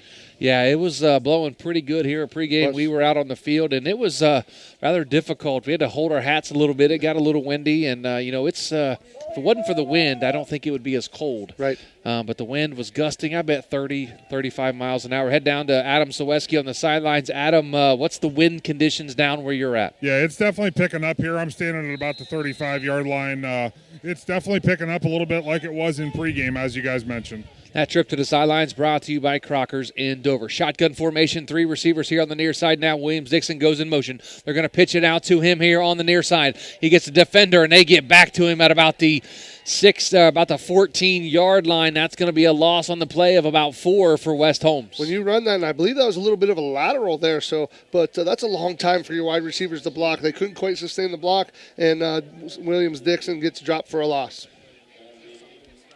Junior quarterback Mason Wolf in the football game tonight for Noah Clark, who is out injured, getting his first career start here for West Holmes. They have 3 wide receivers and an eye over on the far side. Williams-Dixon goes to the far side in motion. Mason Wolf takes a snap. Now he's going to take off. He's up here to the 15, puts the football on the ground, and Rocky River will have it at about the 18-yard line. First turnover of the football game for West Holmes. You got to tuck the football away there, Joe, and Wolf comes up there and was still creating a little football like he was going to throw. Gets hit across the arms, coughs up the football. Now it's up to the Knight defense to hold him in here. Guys, it looked like there was a lot of uncertainty from Wolf there on that keeper. It looks like he still wanted to get rid of the ball. He decided to tuck it. As soon as he tucked it, defenders hitting from both sides caused the fumble. Of course, the inexperience from Mason Wolf, the first start of his career, the junior 6'2", 190-pounder in for Noah Clark tonight. But he's out there doing the best he can. He has a lead, though, 21-7 for West Holmes over Rocky River. 6:52 to go here in the first half. Rocky River now has the football, 1st and 10 at the West Holmes 18-yard line inside the Little Caesars red zone. Shotgun, 5 wide receivers, 3 on the far side, 2 on the near side. As BB comes in motion, it's going to be a false start again on Rocky River. That was going to be a jet sweep handoff to John Beebe, but that's going to be backed up 5 yards. Yeah, they were pulling the left side guard and tackle, and we're either going to hand it off to Beebe or quarterback keep. I'm going to say quarterback keep going the other way since they pulled the lineman, but nevertheless, they get that penalty again that hurt them in the last drive. It showed up again here. Don't forget, folks, check out our live stream on our YouTube channel. Thanks to Claxon Communications, Parkway Quick Lane, and Kent State Tuscarawas. The crew is here tonight giving you the video, the footage that you can watch from your phone, your home TV, your smart TV. Click it on WTUZ Big Z Sports on YouTube. Check us out. Our game here tonight. The handoff is to Beebe up the middle. He's out here to the 20-yard line. He's going to be down right about the 20-yard line. Going to bring up 2nd down for Rocky River. Number 54, Corbin Felton, and number 4, Sawyer Pritt there on the tackle for the Knights. It's going to be 2nd down and about 12. You got to get a stop here, but as we saw, Joe Masad, the kicker, he's got quite a leg, and he's going with the wind. A quick time scoreboard update. The Dover Tornadoes on the board with a 7-yard touchdown run from Mitchell Martin. The extra point still coming. Dover leads, though, 6-0 in the second quarter. They have it 2nd and 12 at the 20-yard line. They're going to fake it to Beebe as Spees takes a snap, and it's going to be incomplete. And it looks like it was actually intercepted by the West Holmes Knights by number 23. That's Elijah Baldridge from his linebacker position, number 23, Owen Jeffries, He picks the ball off from the carom from the receiver. That's the 2nd turnover now for Rocky River. that's kind of the thing, Joe. Right play, right time, and you made a play there. And Jeffries, the 5'11", 160-pound junior, comes up with it off the rebound and gives the Knights the ball back. When they just turn it over, get the ball back, give it to your offense. Great job. After this play, we'll check in with Adam Saweski on the sidelines and see what he saw on that turnover. But they come out of a pistol formation. Shear goes in motion. Going to hand off to Sam Williams-Dixon. He churns the legs all the way out to the 16-yard line. Going to bring up second down. And, Adam, that play, you had a great view of it with Owen Jeffries with the interception.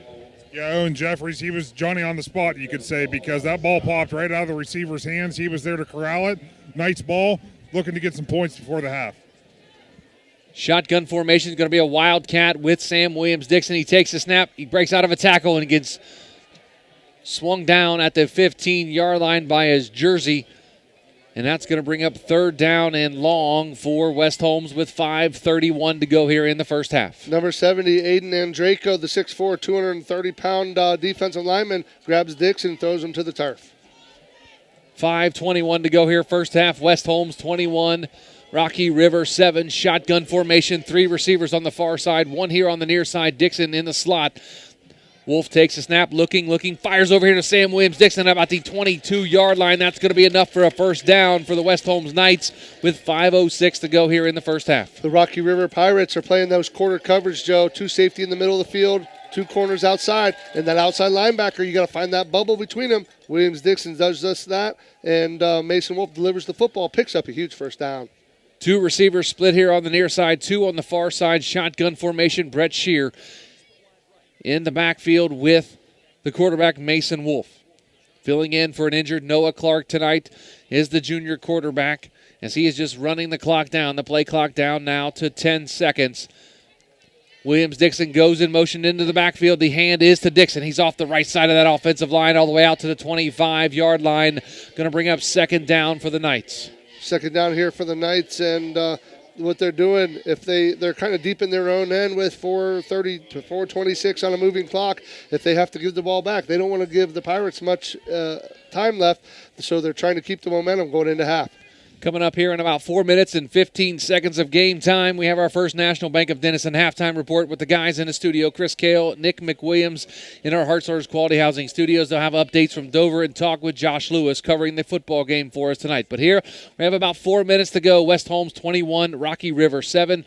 Williams-Dixon goes in motion. Mason Wolf takes a snap, finds his safety valve, and that's going to be Williams-Dixon. Keeps his hand down to the 30, to the 40, to the 50. It's going to be a foot race to the 30, to the 20. He's going to go into the end zone. Touchdown, Sam Williams-Dixon from 75 yards out. What a pitch and catch. Mason Wolf had pressure coming in. He finds his safety valve. Williams-Dixon gets out of a tackle and just races down the sidelines for the touchdown. 27-7, West Holmes over Rocky River. What a weapon he is, Joe, and I got to see him in week 1. I get to see him again. All I can say is, wow. He gets out of that tackle, puts his hand down, keeps his balance. What an athlete, and then just turns on the jets and takes and runs away from everybody. There's nobody on the field going to catch Sam Williams-Dixon if he breaks one from the line of scrimmage, and he has shown that twice tonight. One from 77 yards, the other from 75 yards. As Ginsburg now on for the extra point. The snap is high. The kick is going to be blocked by Rocky River. The high snap couldn't get it down, and Ginsburg got his kick blocked, so the score remains 27-7 West Holmes with 3:44 to go. Quick timeout. Back after this on Z Country 99.9. Looking for a new place to grab a meal and relax? Crocker's Bar and Grill is the place to be for great food and fun. Crocker's is more than just ordinary bar food. Open 7 days a week, featuring great lunches starting at only $6 and a great dinner menu for dine-in or carry-out. Be sure to like Crocker's on Facebook for weekly specials, plus catch all the big college and pro games on the flat screens, and weekend deals on pizza and wings. Wear your orange and brown on Sundays for Browns pregame, including food and drink specials. Football season is the best time to stop into Crocker's Bar and Grill in Dover.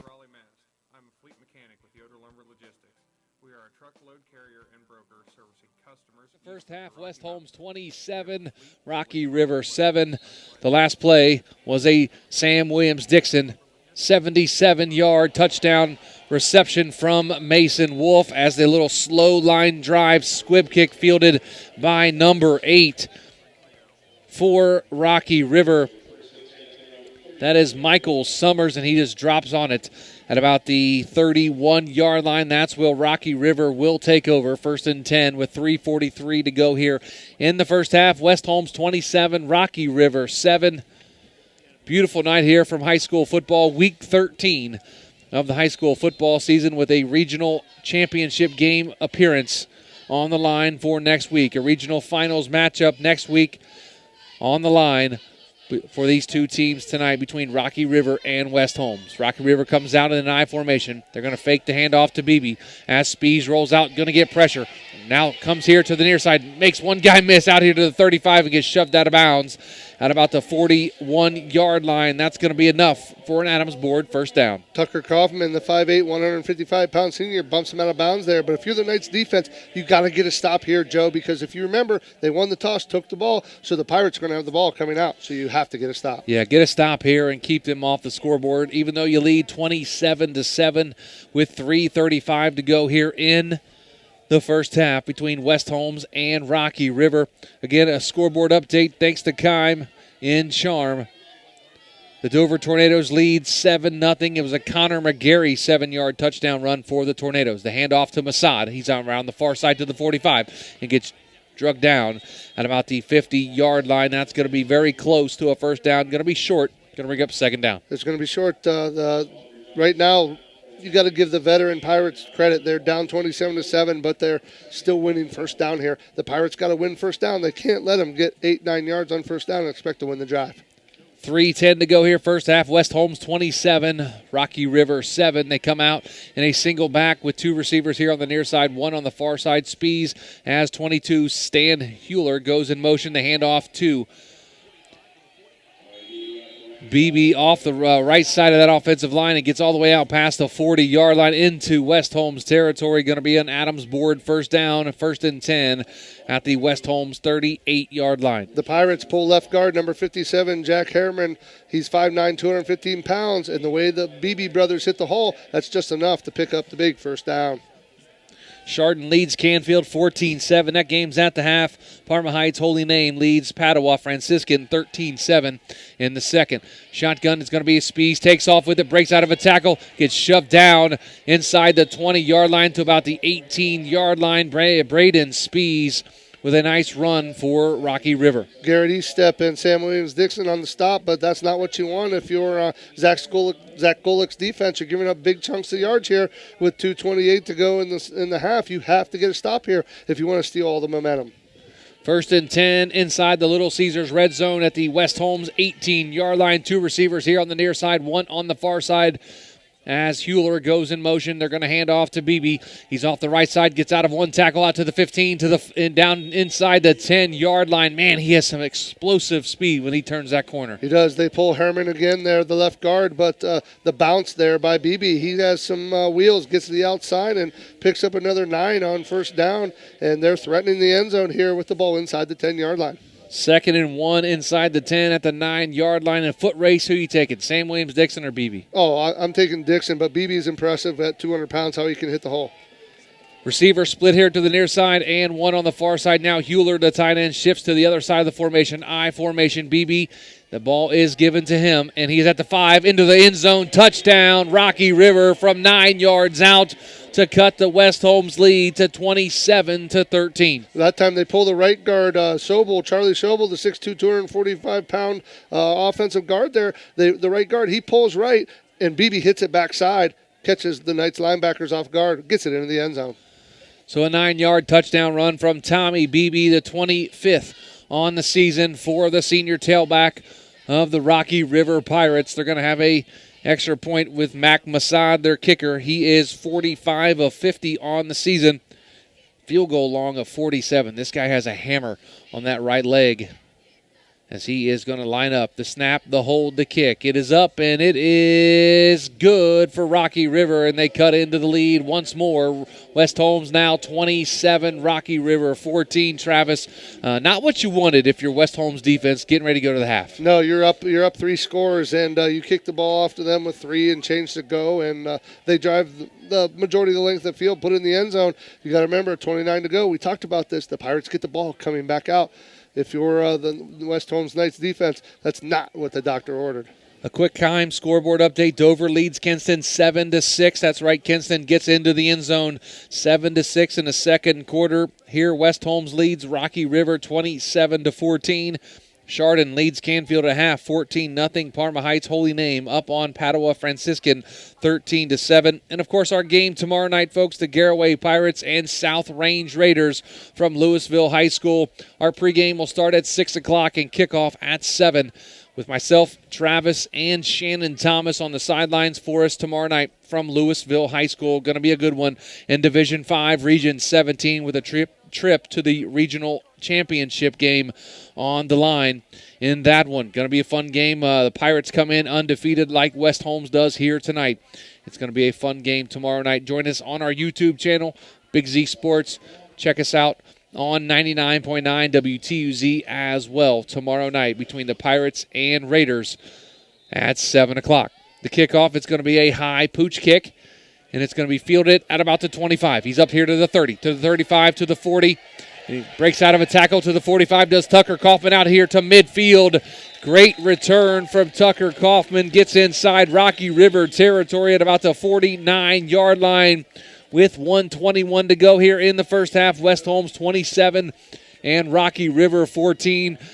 Be great to see the West Holmes Knights answer that score with a touchdown right before half. Yeah, with that kick return, and you got the ball in plus territory right at the 50 there, you have room to work. And even though the backup quarterback's in there, you still have some potent offensive weapons, number 24 and number 8.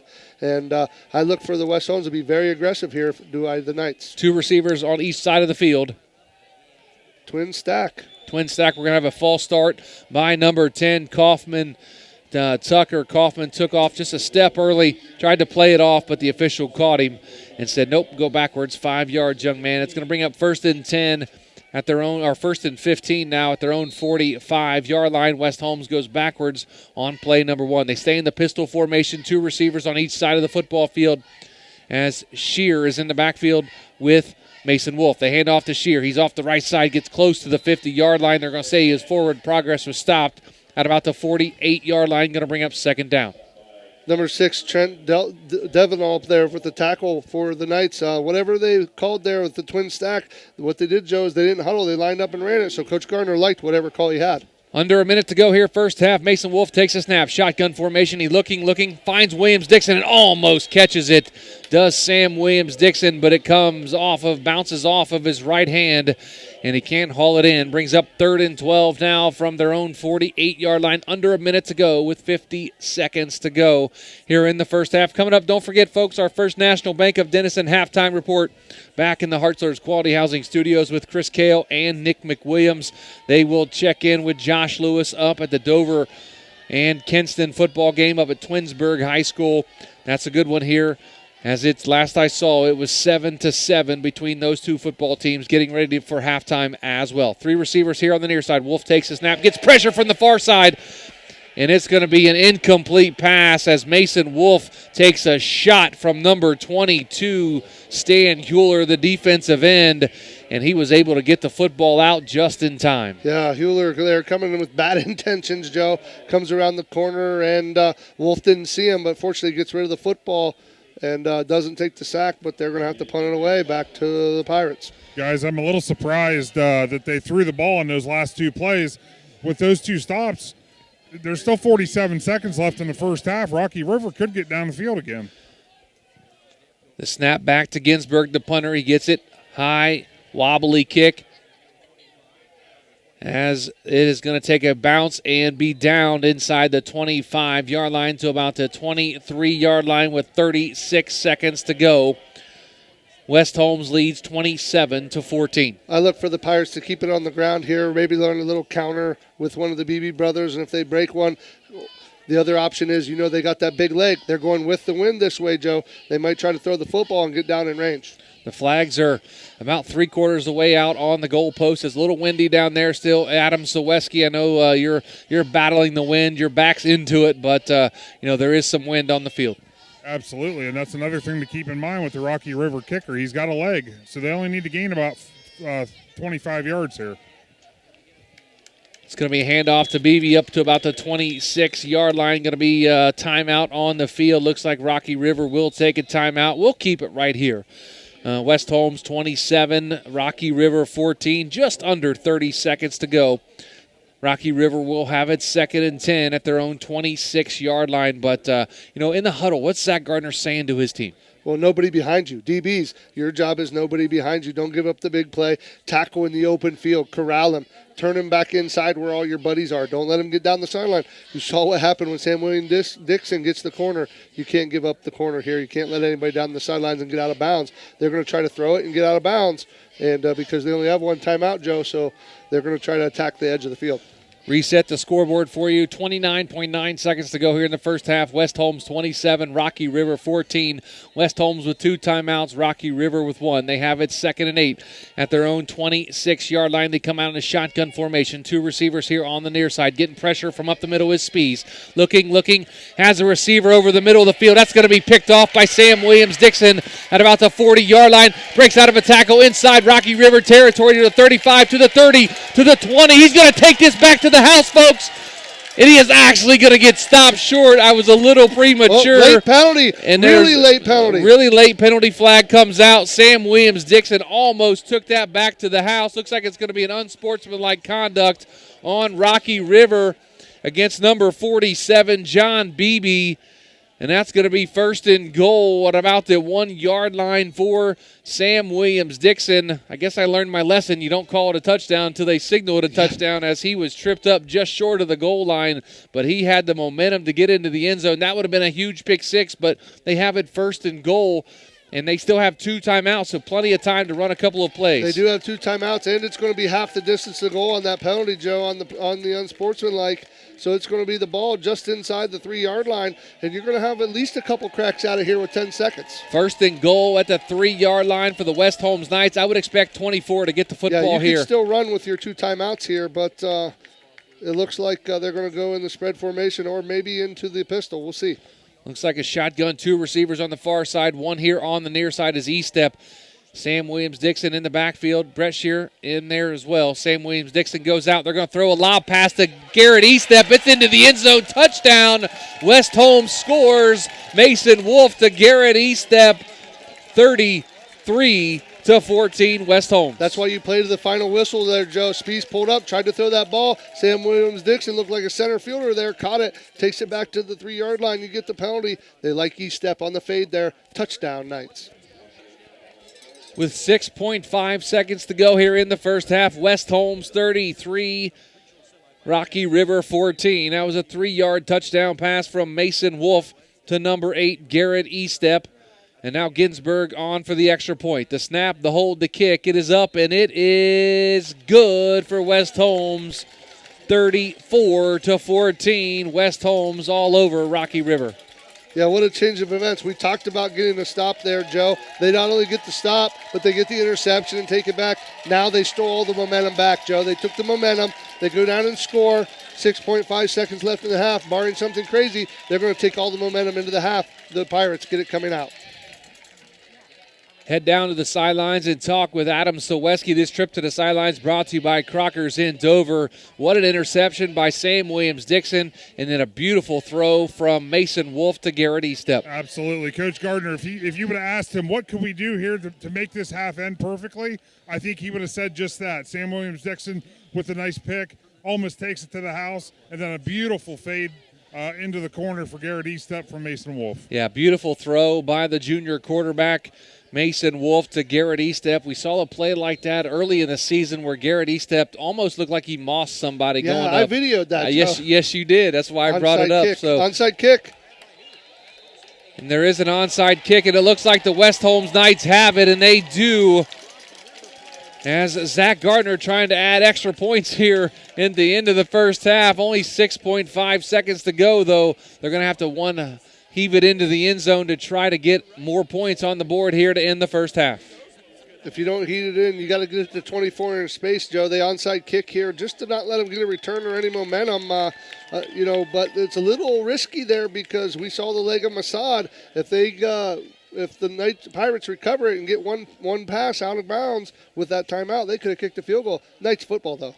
6 seconds to go here in the second quarter. 34-14. West Holmes leads Rocky River. Mason Wolf at quarterback. 2 receivers on the far side, 2 here on the near side.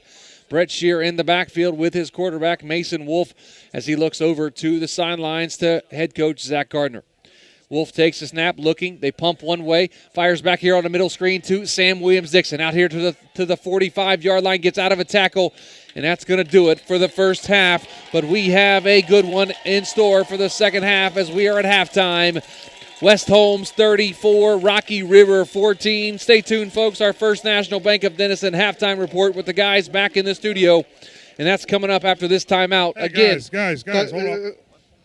Coach, could you have drawn up a better ending to the first half in a regional semifinal football game? Absolutely not. Games like this are about making plays, and we got a whole bunch of kids out there making plays.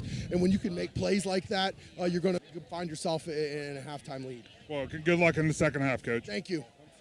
That's Coach Zach Gardner on the sidelines with Adam Soweski as he goes into the huddle or into the locker room here at halftime. 34-14 leaders over Rocky River. That's going to bring up our First National Bank of Denison halftime report after this timeout on Z Country 99.9.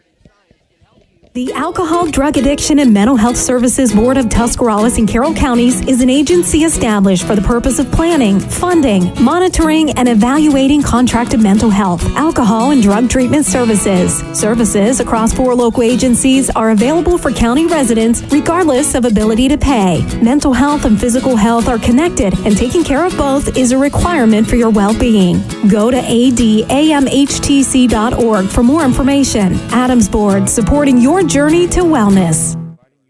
We are Tyson family, and we would like to invite you to come visit your Little Caesars Pizza on West High Avenue in New Philadelphia. Looking for a quick and affordable lunch that's ready when you are? Try the lunch combo at Little Caesars Pizza. For just $5, you'll get half of a deep dish pepperoni and cheese pizza, plus a 20-ounce Pepsi product. This tasty $5 combo is available daily, 11 until 2. And if you miss lunch, you can still take home the deep dish Little Caesars Pizza all day, every day for only $8. Big taste, small price. Come visit us at Little Caesars Pizza on West High Avenue, New Philadelphia.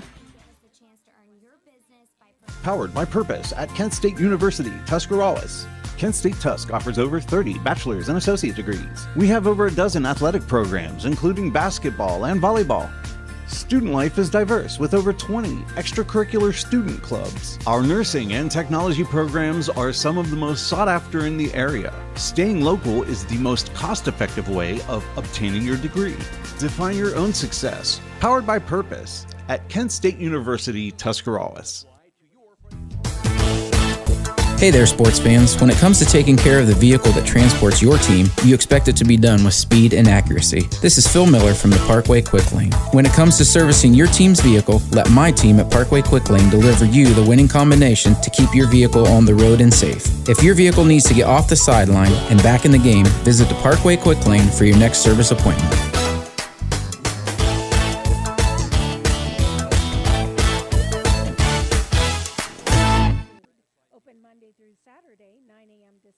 Simona Bolteron is a global leader in plastics technology, manufacturing thermoplastic products for industries such as aircraft interior parts, medical device housings, wall coverings, general thermoforming, and many more. Simona Bolteron, a company like a friend, is proud to be a part of the community and wishes all local athletes good luck and have a great year. For more information, visit them online at Bolteron.com. Simona Bolteron, 1 General Street, Newcomerstown. It's halftime, brought to you by the First National Bank of Denison, a proud supporter of their communities for over 87 years, with offices located in Denison, Dover, Janadenhutton, South Broadway, and Schönbrunn in New Philadelphia. They have roots where others have their branches.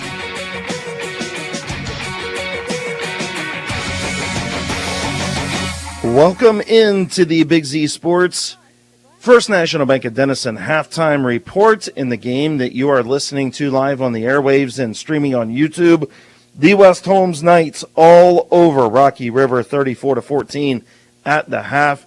It is the SWD show. Nick, I know you have the rest of our TMK Valley Propane scoreboard update before we get to J. Lou. I do. Of course, only one game still going on from our area teams. The Dover Crimson Tornadoes find themselves tied with the Kenston Bombers 7-7 at half. The lone score for the Tornadoes in that one. Connor McGarry takes it in from 7 yards out, catching the edge.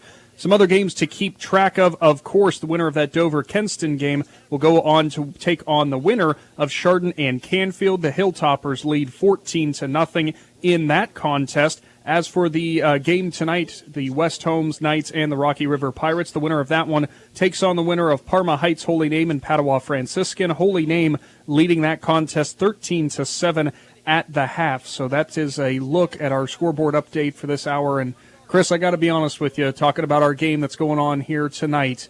SWD, Sam Williams-Dixon. We talked about it, or at least it was you and I talked about it while Travis and Joe took things over. You know, with Noah Clark out, we were wondering what the Knights were going to be able to do on offense in terms of trying to find a way to move the ball. They found that answer pretty quickly, considering SWD over 150 yards, or about 150 yards, on just 2 plays. Yeah, and give a lot of credit to Mason Wolf, the quarterback, the junior quarterback that's come in.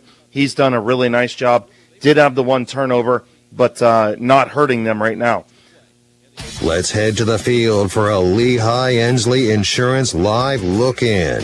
We are going to head up to Twinsburg and welcome in Josh Lewis. J. Lou, you're seeing a good one up there. Connor McGarry gets in the end zone to put the Tornadoes up 7-0. Kenston came back on that final drive and tied it up. Talk about the first half.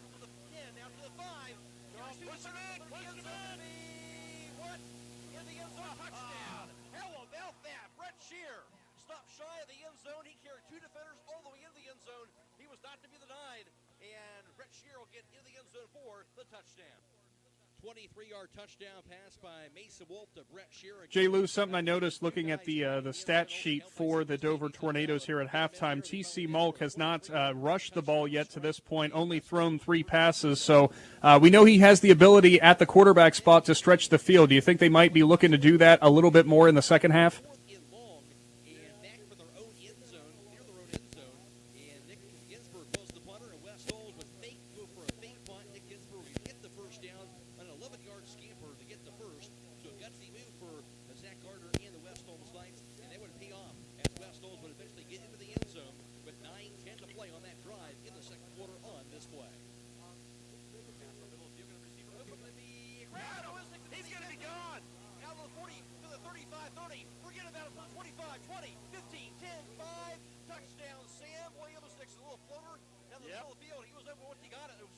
Yeah, absolutely, J. Lou. And talk about that Dover defense. I mean, we've been talking about it kind of ad nauseum all season. Man, they're really doing a nice job against Kenston tonight.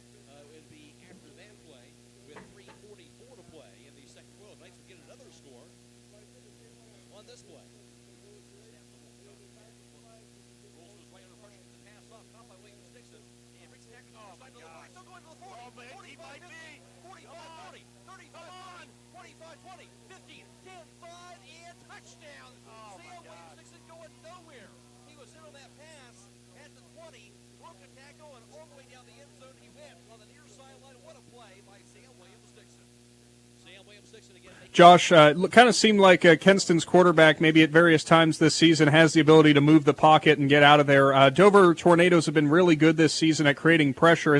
Have his legs made it kind of difficult to get him in the backfield?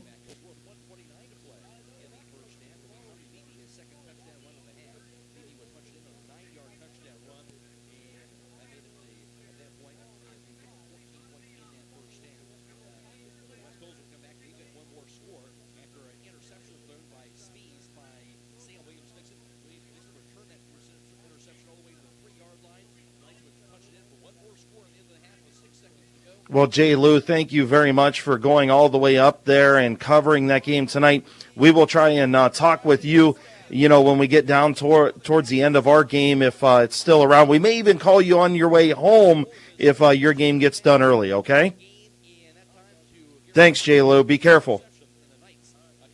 That is Josh Lewis covering the Dover-Kenston game. They're knotted at 7 at halftime. If you ever want to hear how good a high school team's band is, just listen whenever we got Jay Lou for a live look-in, because he's got a great mix. He's got a good distance, but we get the great background sound of the band at halftime. Yeah, absolutely. But for Dover, Chris, something I really wanted to make note of here, offense obviously not exactly as on par as it was last week in terms of putting the points up, but again, that Dover defense. I mean, you and I talked while the West Holmes and Rocky River broadcast was going on. We saw that score with Kenston and Dover, and we talked about it. Considering how the year has gone for the Tornadoes, this is kind of the game that I think they would want to be locked in. If they had a choice between last week, when it ended up being a shootout, and you had this game whenever it's a defensive battle back and forth, I really do think that's something that's going to favor Dover a heck of a lot more. Yeah, and if you think about it, the Dover game last week was actually close. That Aurora game was low scoring in the first half, and then things picked up in the third quarter.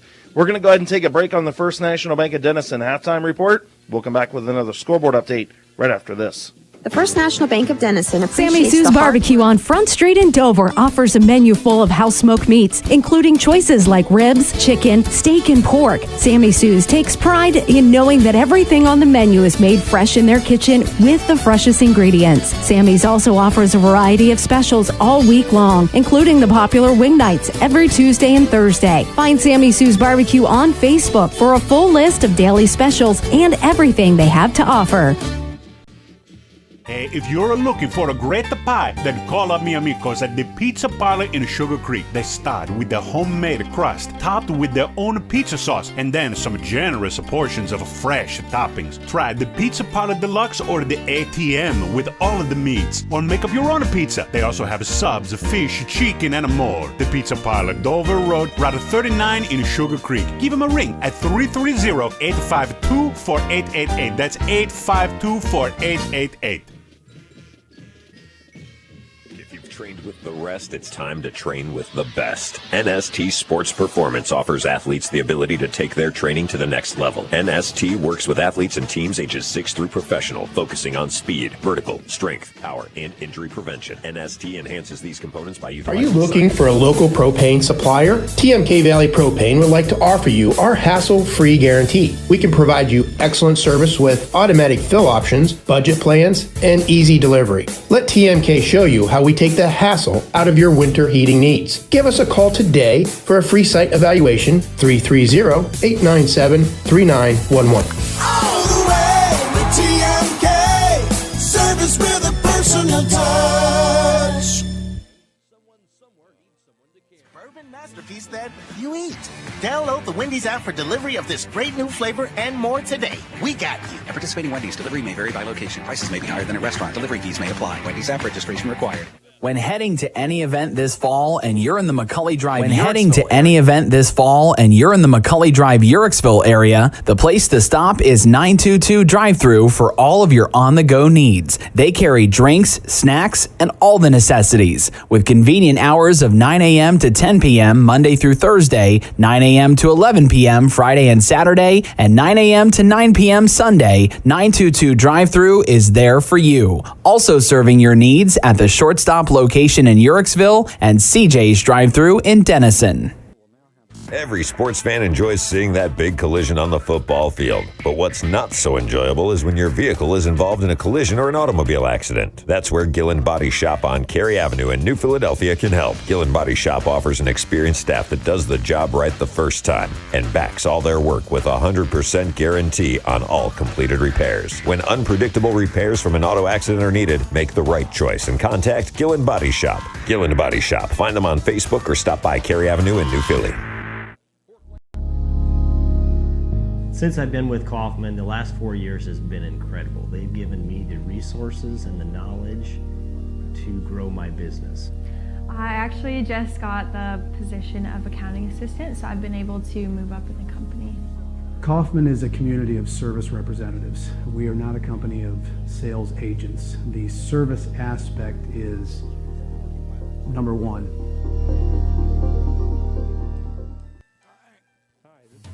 If you're purchasing a new home, the team at Hartzler's Quality Housing is here to help. Take advantage of record low interest rates to make your new home a reality. Locally owned and operated since 1978, Hartzler's Quality Housing has the experience to guide you through the process. You'll find a wide selection of model homes on site to fit any budget. Open 6 days a week just off I-77. You can also visit them online at hartzlers.com. Hartzler's Quality Housing. Quality from start to finish.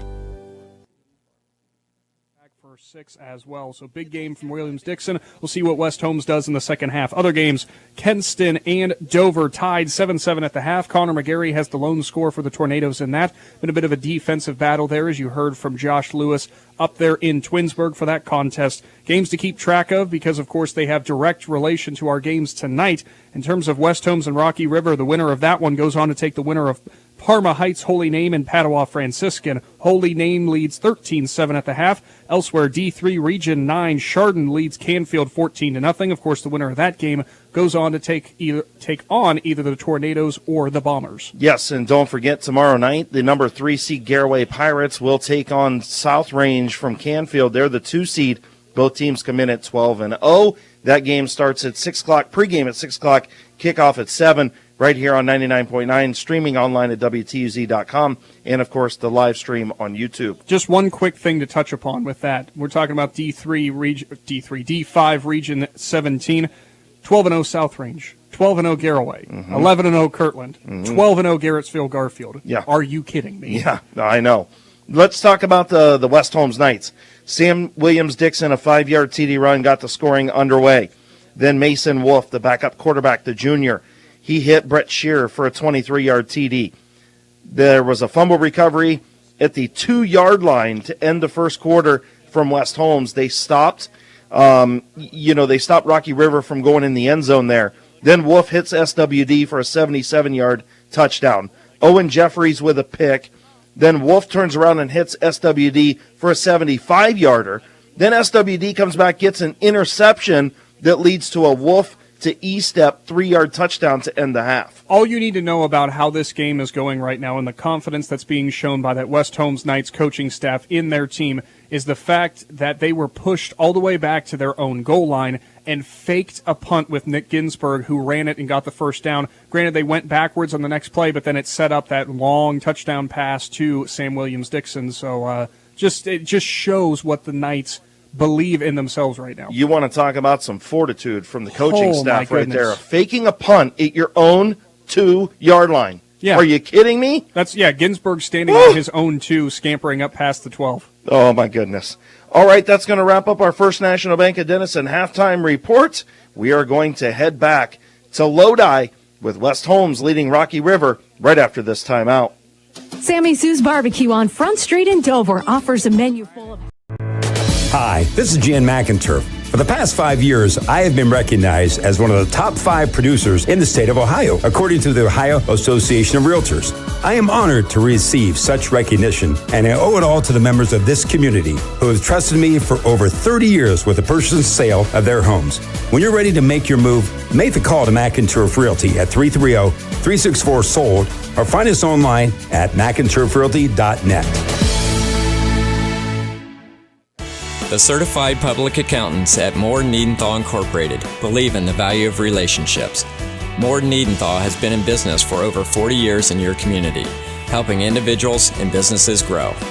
Moore Niedenthal can help manage and prepare your payroll, plan your estate, and prepare your business and personal income taxes. Stop in to the new Moore Niedenthal facility on North Worcester Avenue in Dover and become a valued client today. Bagging provides the pipeline industry with filled bags and superior service by delivering pre-filled sandbags and other pipeline products to your job site 24/7. This saves you time and money. It allows you to focus on getting the job done. U.S. Bagging is also anchored to their communities. They'll soon celebrate 10 years at their Janaden-Hutton location. They're proud to be a sponsor of this high school broadcast and excited to support the athletes of the Indian Valley Braves for their hard work and dedication. Go Braves!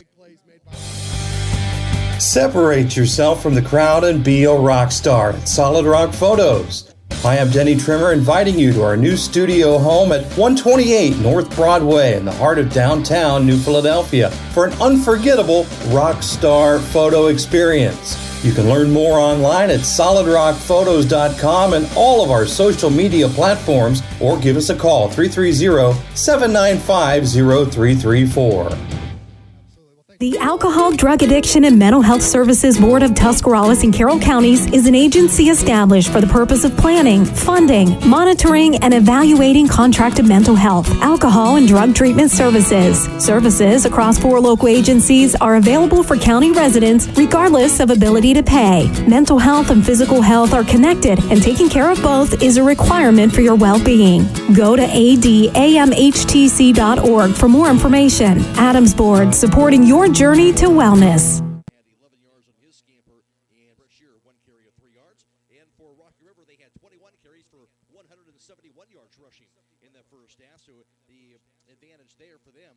And it was Tommy Beebe, the Wake Forest commit, who had 12 carries for 100 yards rushing in that first half and had 2 touchdown runs, the only scores of the first half for Rocky River. And also their quarterback, and Braden Spees, he had 7 carries himself. I'm here at Cloverleaf High School. Joe Geckler, Travis McClellan, Adam Saweski on the sidelines, the 2 quarterbacks. Well, Braden Spees, I should say, and Noah Clark, the quarterbacks for the teams.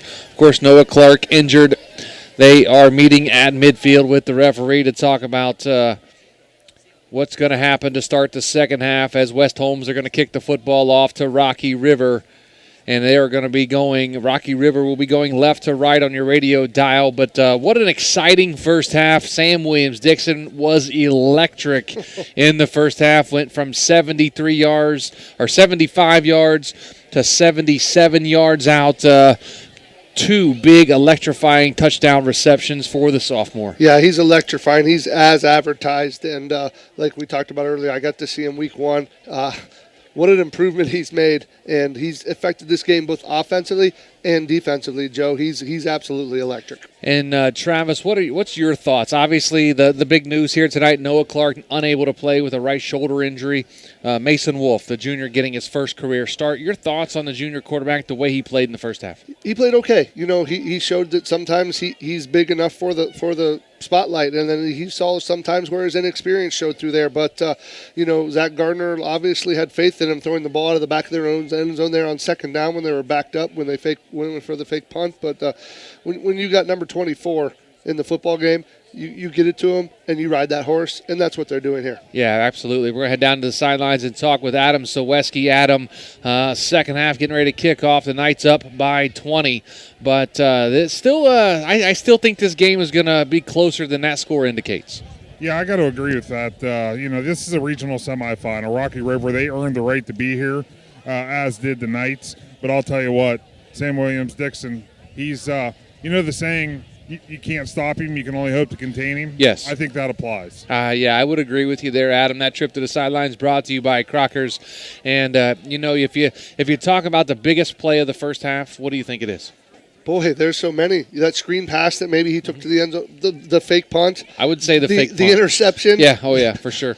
The fake punt, that was a gutsy call, deep in your own end zone, and you were up, were they up 2 scores at that point maybe? I think one score there maybe, but yeah. And what a gutsy call from Zach Gardner, the head coach. Can't wait to talk to him in the postgame about that. Yeah. And, of course, we will give away our Mac and Turf Realty player of the game. I know who has it right now, but you never know what's going to happen in the second half. That's why you play 2 halves of football. So the Rocky River Pirates, they will receive the football here to start the second half. Looks like number 47, John Beebe, and number 10, Braden Spees, back to return the kickoff from number 11, Nate Ginsberg. He would be happy if he was still out there playing. Nick Ginsberg, Nate's brother. Remember Nate Ginsberg, the kicker? I do, yeah. Nick Ginsberg, the kicker for West Holmes. Nate's probably in the stands here tonight watching his brother kick the football away. for West Holmes as they tee it up. And we are going to be underway here in the second half. It's going to be a low line drive, squib kick, and it's going to bounce off the Rocky River defender. And it looks like West Holmes got to the pile. Can't tell who recovered it. And it is going to be Rocky River at about the 37-yard line. That's where they'll have it 1st and 10 for the Pirates. The Knights have no interest in kicking it back to those special teamers. They bounced it off one of the upmen there, almost got the football back, but their defense is going to have to come out here and get a stop and give that offense a chance to get warmed back up. Again, Braden Spees at quarterback, number 10. Number 44, Tommy Beebe at tailback. John Beebe, a fullback. Mac Masada, wide receiver. Owen Kleckner at wide receiver as well. Patrick Lang at receiver as well. They're going to hand off to Beebe as the fullback, and he is going to get nowhere as that West Holmes defense is all over him. Going to bring up 2nd down. Number 32, Blake McCombs, the 6', 195 senior there, corrals Beebe and gets him on the ground for a short loss.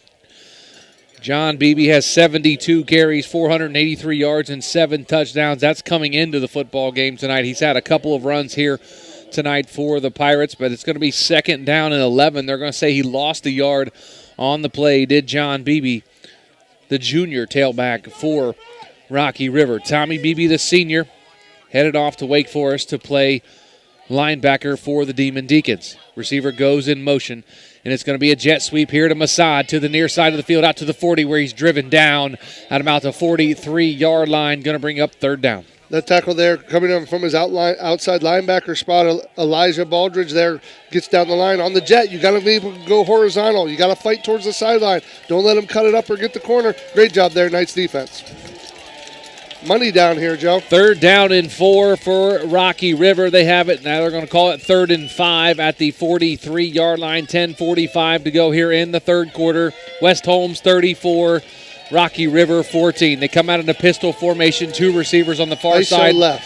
One wide receiver here on the near side. It's going to be a fake handoff. They're going to fire it to the far side, and that's going to be short of the 1st down by about a yard. And it looks like number 9, Patrick Lane, was the receiver on the play for Rocky River. Going to bring up 4th and 1. And it looks like Rocky River will punt the football away. They're going to punt. I would look for maybe a little fake here because they're kind of down a couple scores here. They don't want to give the ball back. That was underthrown by Speeds. Throws it off his back foot. A nice catch there by the receiver, but looks like they're going to punt, Joe. But I'd be watch for a little chicanery. Braden Spees, and he's on up. Nope, he's actually going to fake it. He's going to take off running with it. Is Braden Spees. He's out here to the 50 in the West Holmes territory inside the 45 and driven down to the turf here at Cloverleaf High School. And it's going to be 1st and 10. We've seen both teams now fake punt. And let's see what the call is here as the referees are talking. Looks like one of the referees, hands on his knees, timeout by the officials. And that'll give us a quick time for a TMK Valley Propane scoreboard update. TC Malk with an 8-yard touchdown run. The Dover Tornadoes take a 14-7 lead over Kenston. Of course, our score here, 34-14. West Holmes over Rocky River. At the half, Chardon up on Canfield, 14-0. Parma Heights Holy Name up on Padua Franciscan, 13-7. Of course, tomorrow night, Kirtland and Garrettsville Garfield. In our game, you can hear right here on 99.9 WTUZ on our YouTube channel, Big Z Sports. You can hear the Garraway Pirates and the South Range Raiders. The battle of 2 teams having great football seasons. The Garraway Pirates are 12-0 on the season, the number 3 seed in Division 5, Region 17. South Range, the 2 seed. And that game will be played at Lewisburg High School. And our pregame starts at 6 o'clock with kickoff at 7. Rocky River comes out of the timeout in a shotgun formation. They're going to hand it here to Beebe on the near side, and he is going to be corralled at about the 35-yard line, make it the 34-yard line. Going to bring up 2nd down for the Pirates. Corbin Felton, 54, the 6', 185-pound junior. The news guard comes over and makes that tackle, gets down the line of scrimmage, but not before Beebe picks up big yards there. Going to be 2nd down and 2 at the West Holmes 34-yard line. 34-7 or 34-14. West Holmes leads Rocky River. 9 minutes to go here in the 3rd quarter. I formation. Tommy Beebe dots the I, and they're going to hand it to him off the right side. Gets a nice gain, going to be very close, and it is going to be an Adams board first down for the Pirates. Number 22, Elijah Baldridge there on the stop, the outside linebacker, but couldn't get him down. Couldn't get BB to the ground before he picks up the first down. Little counter gap. They pull the backside guard and tackle. He fits it right up in behind him on the 6 hole, right on the outside shoulder of the tackle, picks up the first down. When offensive line coach is talking to your offensive line, you're saying you're going to pull to the right side. Timing on that is very important. It's very important, and that's why your alignment by the fullbacker may take a stutter step or a misdirection step, and that's to let the guard and the tackle pull. Pistol formation, they're going to hand to BB. Nope, Spees takes it, throws it over to the far sideline, and he connects with his receiver, Owen Kleckner, number 5. Sam Williams-Dixon in on the stop for the Knights. Gets in that bubble there between the free safety and the linebackers in the corners. That little area delivers a nice delivers a nice football, does Spees, and picks up the big first down. That's one of the better throws we've seen out of him tonight. Spees with the nice throw. He's 63 of 113 for 858 yards, coming into the football game with 9 touchdowns. I formation. BB dots the I. They're going to hand it off to him off the left side. He's going to get stopped right at the line of scrimmage, and that's going to bring up second down for Rocky River with 8 minutes to go, trailing 34-14. Baldridge, Shear, number 22, Baldridge, number 5, Shear, and company there on the stop for the Knights. 7:45 to go here in the third quarter, 34-14. West Holmes leads Rocky River. Rocky River comes out of the huddle. 2 receivers split here to the near side. 2 receivers on the far side. Single back is BB in the backfield. They're going to fake the handoff as Spees rolls here to the near side, finds his receiver, and it's going to be intercepted by the West Holmes Knights. And that looks like number 8, Garrett Estep, and that's exactly who it is, deep inside their own territory.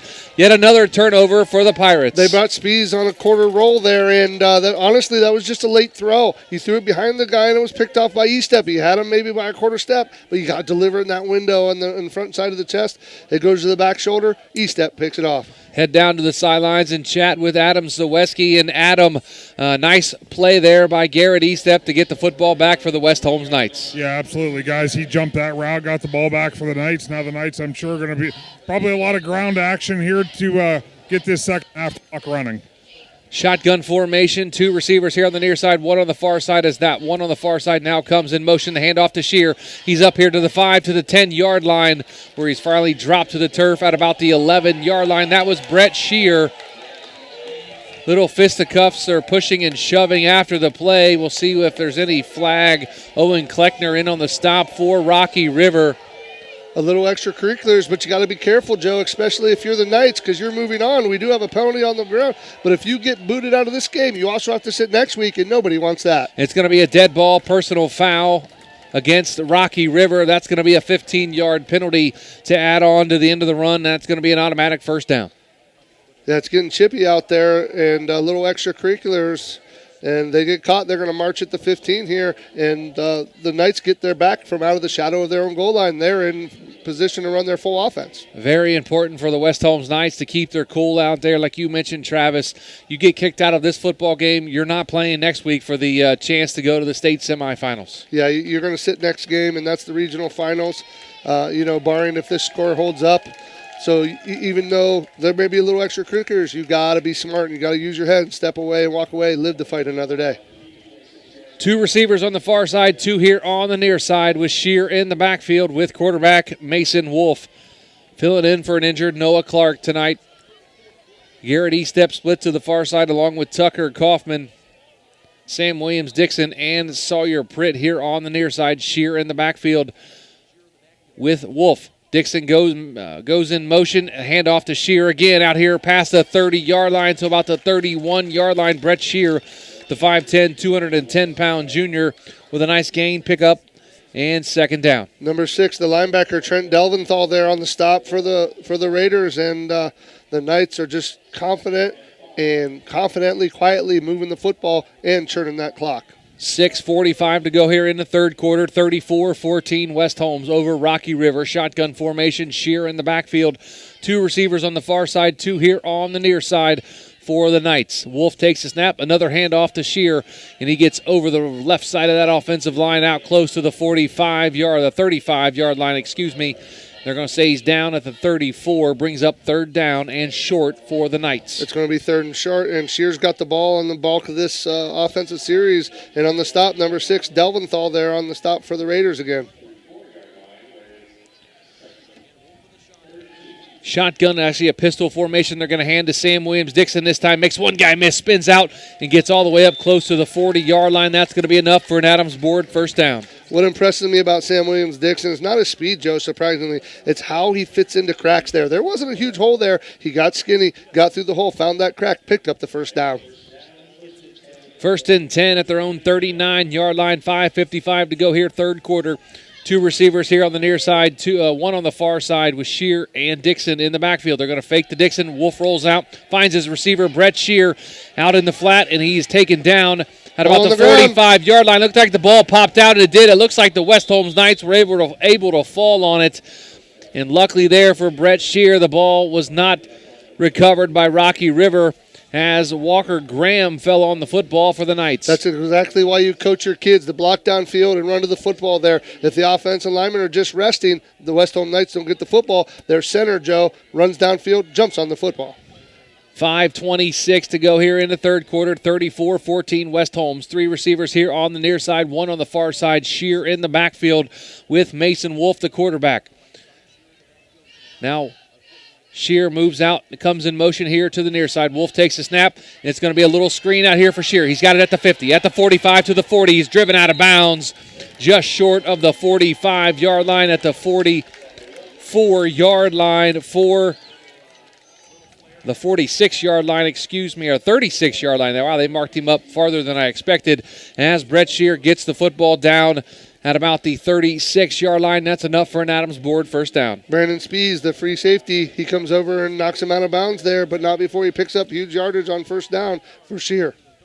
5:06 to go here, third quarter, 34-14. West Holmes leads. The handoff is to Shear. Up the middle, bounces off one guy, and finally gets brought down inside the 30-yard line. And that's going to be enough. Nope, that's going to be just short. Going to bring up second down. Yeah, Shear runs the football hard. What I like there, Joe, is right before contact, he put both hands on the football so he didn't give it up, takes the hit, keeps his legs moving, and picks up more yardage. 4:42 to go here in the third quarter.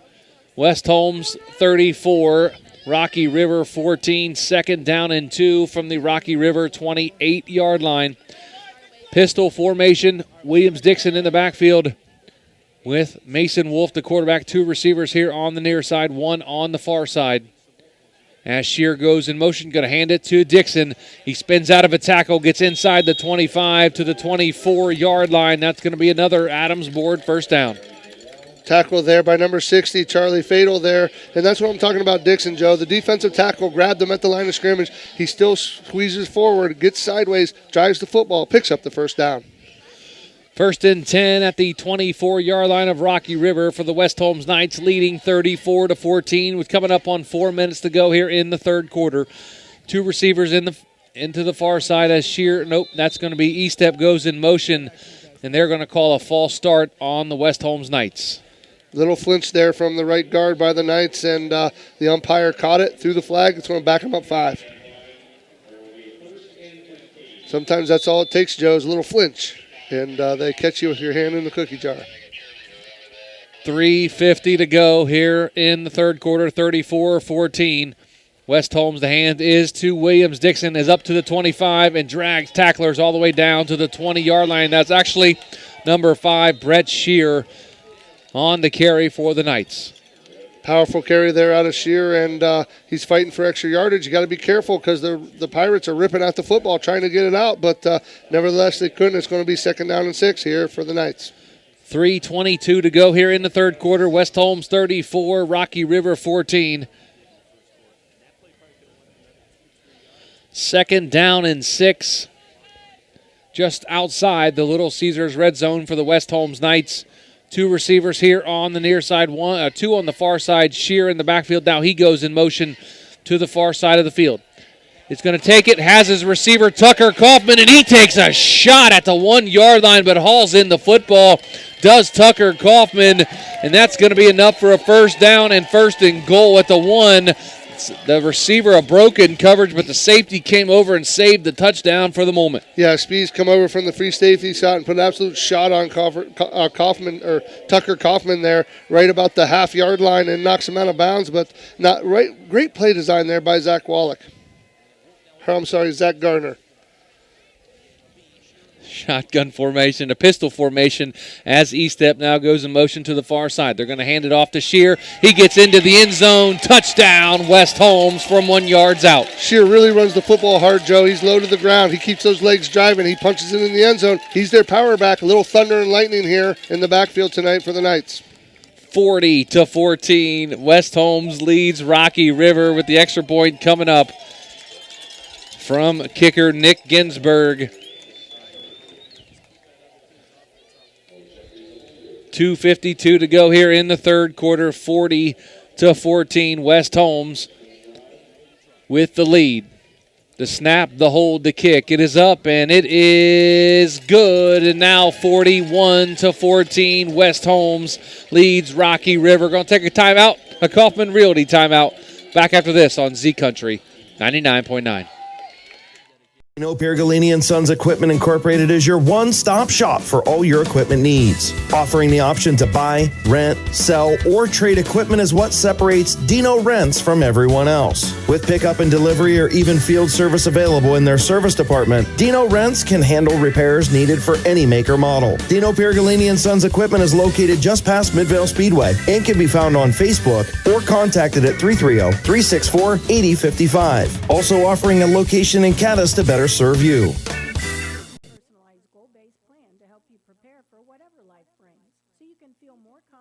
1-14.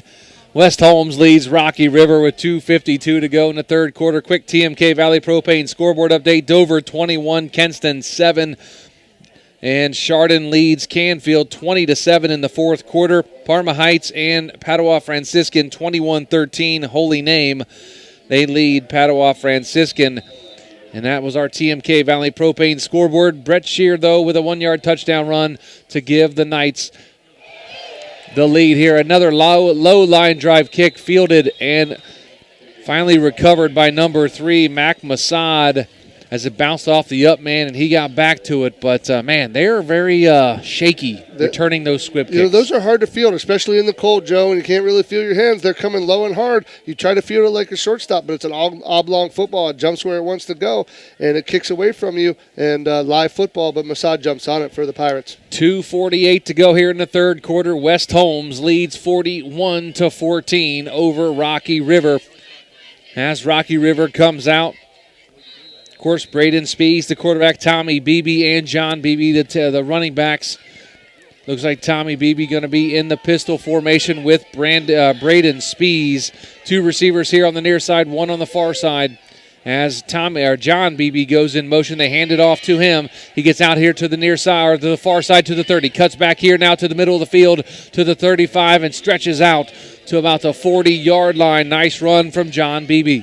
Number 50, Colin Gardner, the 6', 240-pound junior defensive end, runs him down and finally pulls him to the turf. 2:37 to go here, third quarter, 41-14. West Holmes up on Rocky River. West Holmes in there, 3-5, cover 3 defense here. Of course, Rocky River going to need to throw the football to get back in this football game. Trailing 41-14. 2 receivers here on the near side, 1 on the far side. It's going to be a pitch here to the near side for Beebe. Beebe lowers his shoulder and goes down at about the 45-yard line. Does Tommy Beebe. Number 5, Brett Shearer from his middle linebacker spot chases that down. Again, when they try to go wide, you got to fight to the sideline, go horizontally, and give your linebackers a chance. That's just what the Knights did. Shearer runs him down. Beebe and Shearer, both running backs, both linebackers, they collided at the 45-yard line there. The 2 powerful players, 1 for Rocky River and 1 for West Holmes. 2nd down and 4 at the 46. 1:40 to go here, third quarter. 41-14, West Holmes leads. It's going to be a handoff to Beebe off the left side. Lowers his shoulder, spins out of a tackle inside West Holmes territory to about the 49-yard line. That's going to be enough for an Adams board first down. little counter action there are the Pirates. They run jet this way, run BB on the counter backside, and number 22, Elijah Baldridge there, along with a couple other Knights, make the stop, but not before he picks up the big first down. Inside West Holmes territory at the 49-yard line, 1:20 to go here, third quarter. All West Holmes here tonight, 41-14.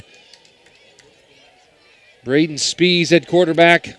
Tommy Beebe beside him to the left as Masad goes in motion. They're going to hand it to Masad on the jet sweep out to the 50, to the 45, jumps over the pile inside the 45 to about the 44-yard line. Going to bring up second down. Second down, but if you're the Knights defense, you're making the Pirates drive the length of the field. Yes, they're getting first downs, but the clock's ticking, and they're picking up small chunks, not huge chunks. You can afford to do that with a big lead. 43 seconds to go here in the third quarter, 41-14 West Holmes. As Rocky River has it 2nd and 5 at the West Holmes 44-yard line. Two receivers here on the near side, one on the far side, shotgun for Spees. He's going to fake it, going to keep it himself. Tries to make one guy miss and gets stuck at about the 43-yard line. That's going to be number 22, Elijah Baldridge, on the stop for West Holmes. Him and Shear are really having a nice night tackling tonight for the Knights defense. They are really piling up the tackling statistics, Joe. And that's going to do it for the third quarter of action here at Cloverleaf High School. The West Holmes Knights all over Rocky River, 41-14. Back after this on Z Country 99.9. Wood Electric has been trusted with all of your electrical needs for over 30 years. They are the place to call for residential, commercial, and industrial work. Wood Electric is available 24 hours a day and ready to help with any electrical problem, outage, or installation. Wood Electric, serving Tuscarawas County and beyond since 1988. Like Wood Electric on Facebook or find them online at woodelectric.net. PAC Drilling, a family-owned and operated company since 2005 in Bolivar, takes pride in being an economic oil and gas drilling company. PAC's objective is to contribute to American energy independence through profitable development, operation, and marketing of oil and natural gas wells. PAC also employs operating technicians to oversee each and every well drilled to maximize its productivity and longevity. Contact PAC Drilling at pacdrilling.com. 35 cuts inside the 30-yard line. He's going to be brought down at about the 29-yard line. Enough for an Adams board first down for Rocky River, who trails West Holmes 41-14. 11:52 to go in the football game. SWD, Sam Williams-Dixon, and Elijah Baldridge on the stop there for the Knights. Make sure you go over to our social media pages, folks. Facebook, WTUZ, Big Z Sports. On Twitter, at @Big_Z Sports. Check out our YouTube channel. You can watch all of our games live streamed. Thanks to Claxon Communications, Parkway Quick Lane, and Kent State Tuscarawas. And Casey and the crew here tonight, bringing you all the amazing video that you see here tonight. Masad takes the handoff from Spees. He cuts inside the 25-yard line to about the 23-yard line. Going to bring up third down for Rocky River. This kind of goes unnoticed, but number 5, Brett Shear, comes on the jet sweep there. He comes up and takes on that outside, or the fullback trying to kick, and makes him cut up inside. All his buddies are inside. It goes unnoticed, but big play there by Shear. Make it second down for Rocky River. 2nd and 5 at the West Holmes 24-yard line. 11:02 to go here in the football game. West Holmes 41, Rocky River 14. Two receivers to the far side, one here on the near side now.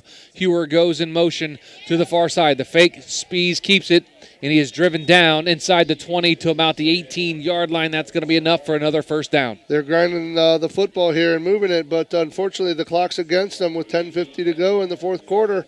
They don't have time to waste. The Knights defense are giving a little bit, but they haven't broken yet, Joe. 10:50 to go here in the football game. West Holmes 41, Rocky River 14.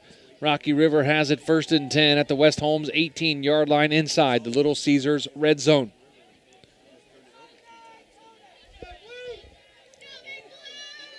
Going to have a receiver split to the far side. That's Owen Kleckner. Receiver here on the near side. That's Masad. He goes in motion to the far side. They're going to fake it. And nope. And they're going to throw it out here. Almost intercepted by the West Holmes defender. And that was number 9. number 8, Garrett Estep almost picked that football off. And that would have been a huge turnover for the Knights. He almost one-handed her there, Joe. Like you talked about earlier in the game, we saw him moss somebody. He almost one-handed her there. 10:25 to go in the football game. West Holmes 41, Rocky River 14. Rocky River has it 2nd and 10 at the West Holmes 18-yard line. 2 receivers here on the near side. 1 out on the far side, shotgun formation as BB goes in motion. They're going to fake it. Nope, they're going to hand it to BB. He takes a shot, bounces off at the 10, at the 5, into the end zone, touchdown. John Beebe from at about 18 yards out, and Rocky River gets on the scoreboard again. 41-20 now. West Holmes still leads. The Pirates try to get hats at the point of attack, Joe. They're trying to outnumber you to the corner there, and they do on that time. And Beebe with a very physical run, a weight room run, punches it in the end zone. An 18-yard touchdown run from John Beebe cuts into the lead for West Holmes now 41-20. The extra point on upcoming from Mac Masad, the kicker. Came into the game at 44 of 49 on extra points, 10 of 12 from field goals, has a monster leg, has kicked one from 47 yards out on a field goal earlier in the season. The snap, the hold, the kick. It is up, and it is good as West Holmes now only leads 41-21. Take a break and come back. 10:16 to go here in the football game. West Holmes 41, Rocky River 21. Back after this on Z Country 99.9.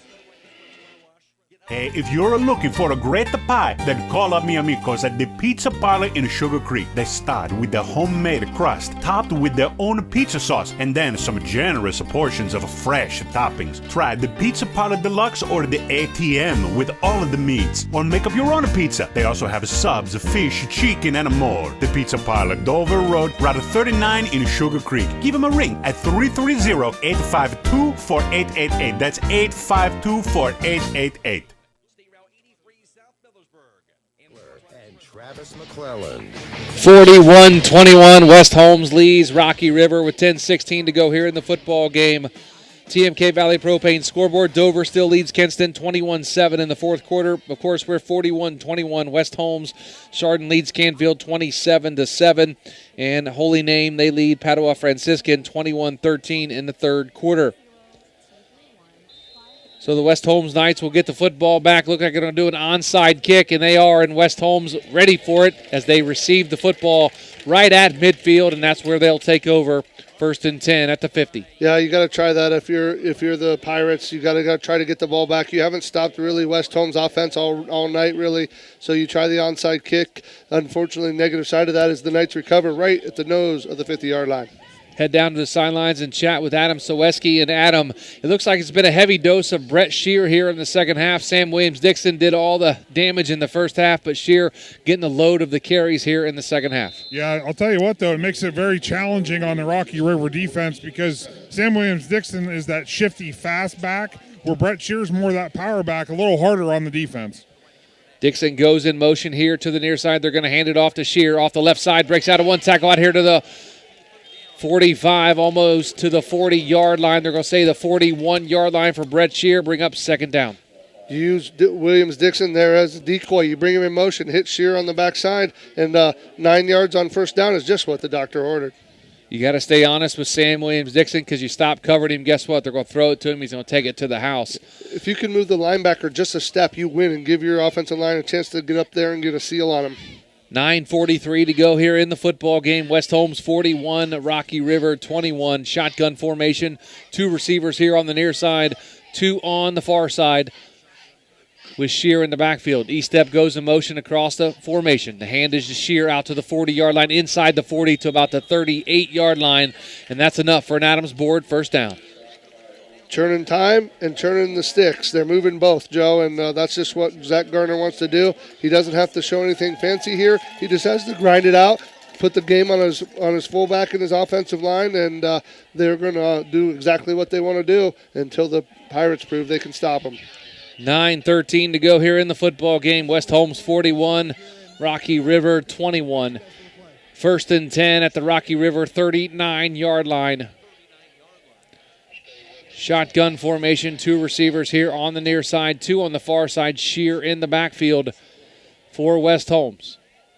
Mason Wolf takes the snap, looking, pump fakes, has a receiver down the far sideline. That's going to be Tucker Kaufman, and it is going to be incomplete as Tucker Kaufman tries to go up in between two defenders and bring it down, and he was unsuccessful, so that's going to bring up third down for West Holmes. Interesting call there from Coach Gardner, but Kaufman turned into a DB there. The ball was thrown. If you're going to throw that, you got to miss sideline, not middle of the field, but Kaufman does what you should do, try to battle and knock that down. That's exactly what he did, save the ball.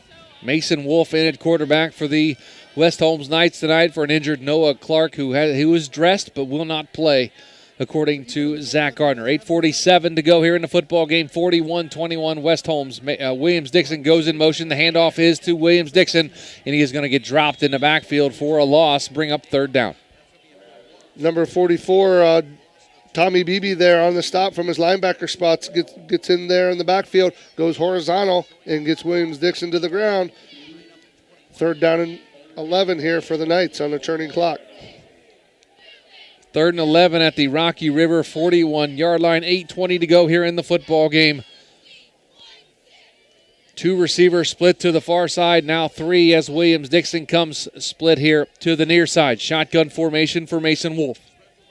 Wolf takes a snap, looking here to the near side, gets a little bit of pressure, fires over the middle of the field. How's Garrett Estep? And he makes a wonderful reception down around the 15-yard line. That's going to be enough for an Adams board first down. What a catch there from Estep. He goes up, high points the football. He does a great job catching the ball away from his body there. He goes up a little bit behind him. He pulls it down, picks up the huge first down for the Knights. And you could tell he anticipated that hit as he was coming down. He knew it was coming, but the senior receiver, 6'1", 170, took the shot and held on to the football.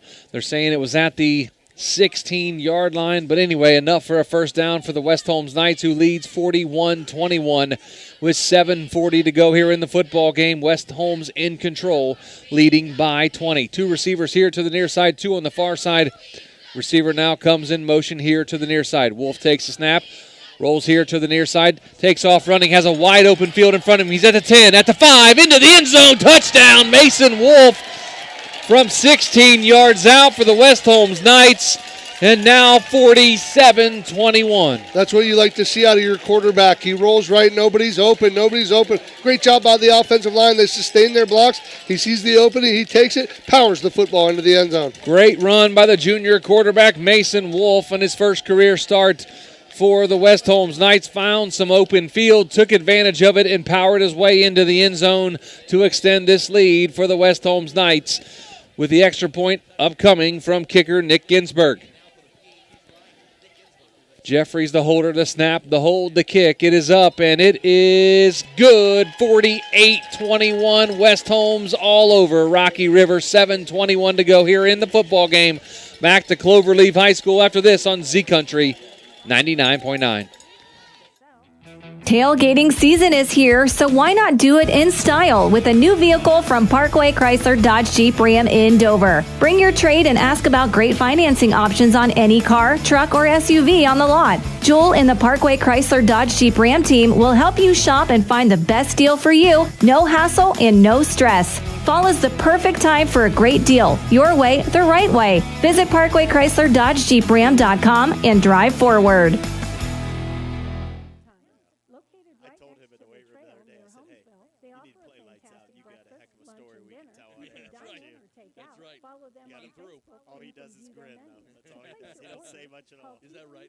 We're in the football game.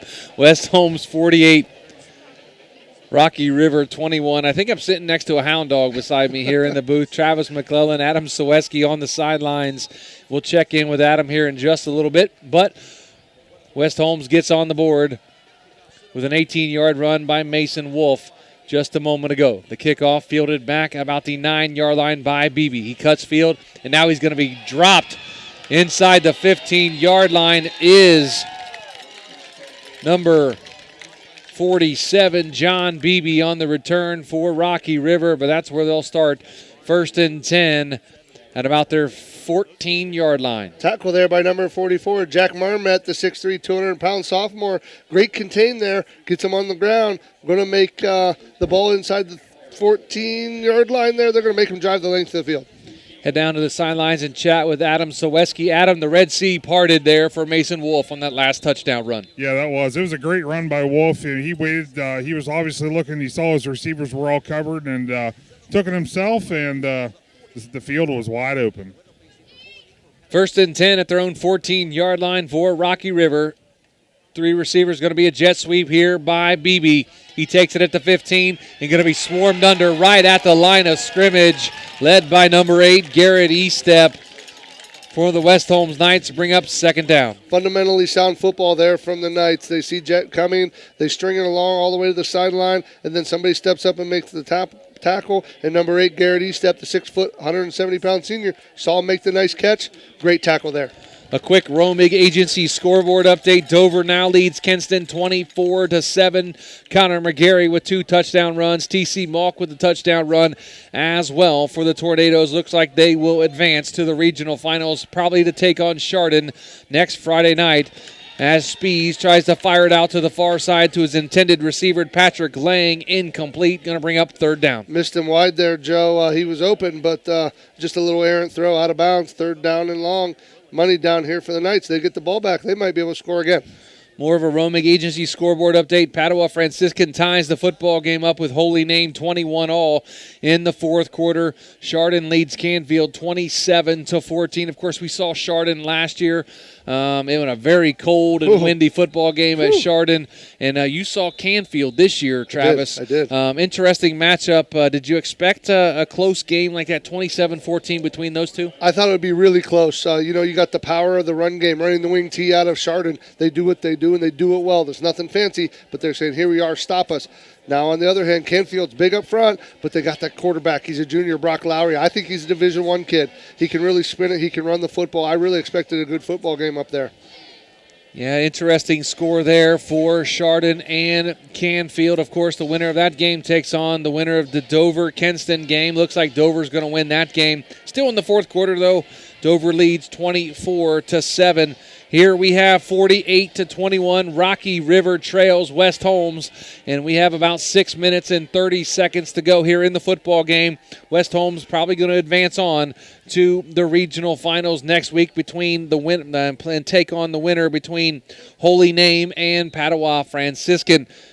Of course, at a neutral field, as all games now in the playoffs are at neutral fields. Shotgun formation, 2 receivers here on the near side. Spees takes a snap, looking, has plenty of time now, takes off running up here to the 15, and he's going to be dropped at the 16-yard line by number 54, Corbin Felton for the West Holmes Knights. Going to bring up 4th down and 9 for the Rocky River Pirates. Just nobody open there for the Pirates. They're in that the 3-5 cover 3 single high safety. They drop back in that soft zone. The linebackers fill the bubbles underneath and nowhere to fit the football in. Tries to run, and the nose tackle runs to the football, Felton, and gets him on the ground.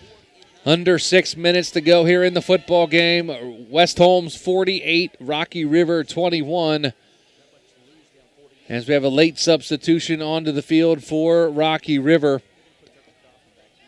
And Spees, the punter, drops back to about his 6-yard line. Takes a snap and gets it off. A high spiraling kick, going to bounce at about the 43-yard line. Tucker Kaufman fields it at the 39. He brings it here to the near side to the 45, where he's going to be dropped at about the 47-yard line. The senior Tucker Kaufman sets up the Knights in great field position. Tackle by number 53, Connor Granzer there, the sophomore for the Knights, and for the Pirates, and the Knights set up shop with good field position. They're going to have it 1st and 10 at their own 46-yard line, just outside of Rocky River territory. Beautiful night for some high school football, week number 13. Here in Ohio, it's cooled off. It was a beautiful week, upper 60s and 70s all week long. Some rain rolled through last night. It really dropped the temperatures down and got a little windy. I think they were calling for some snow showers later tonight. Yeah, they were. I don't like that word. No. It's a little too early in the. I'm not ready for that either. Yeah, I'm not a big fan of snow, but I think that's just my old age talking. 2 receivers to the far side. One now comes in motion.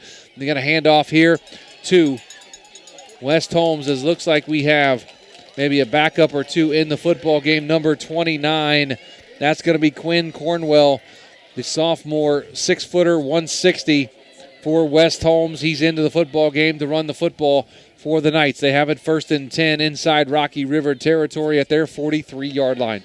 The Knights here getting some people some playoff experience, Joe. They subbed in a little bit. SWD probably going to be done for the night here, but they got most of their starters out there. But nice to get some young kids some look here under the bright lights of the playoffs.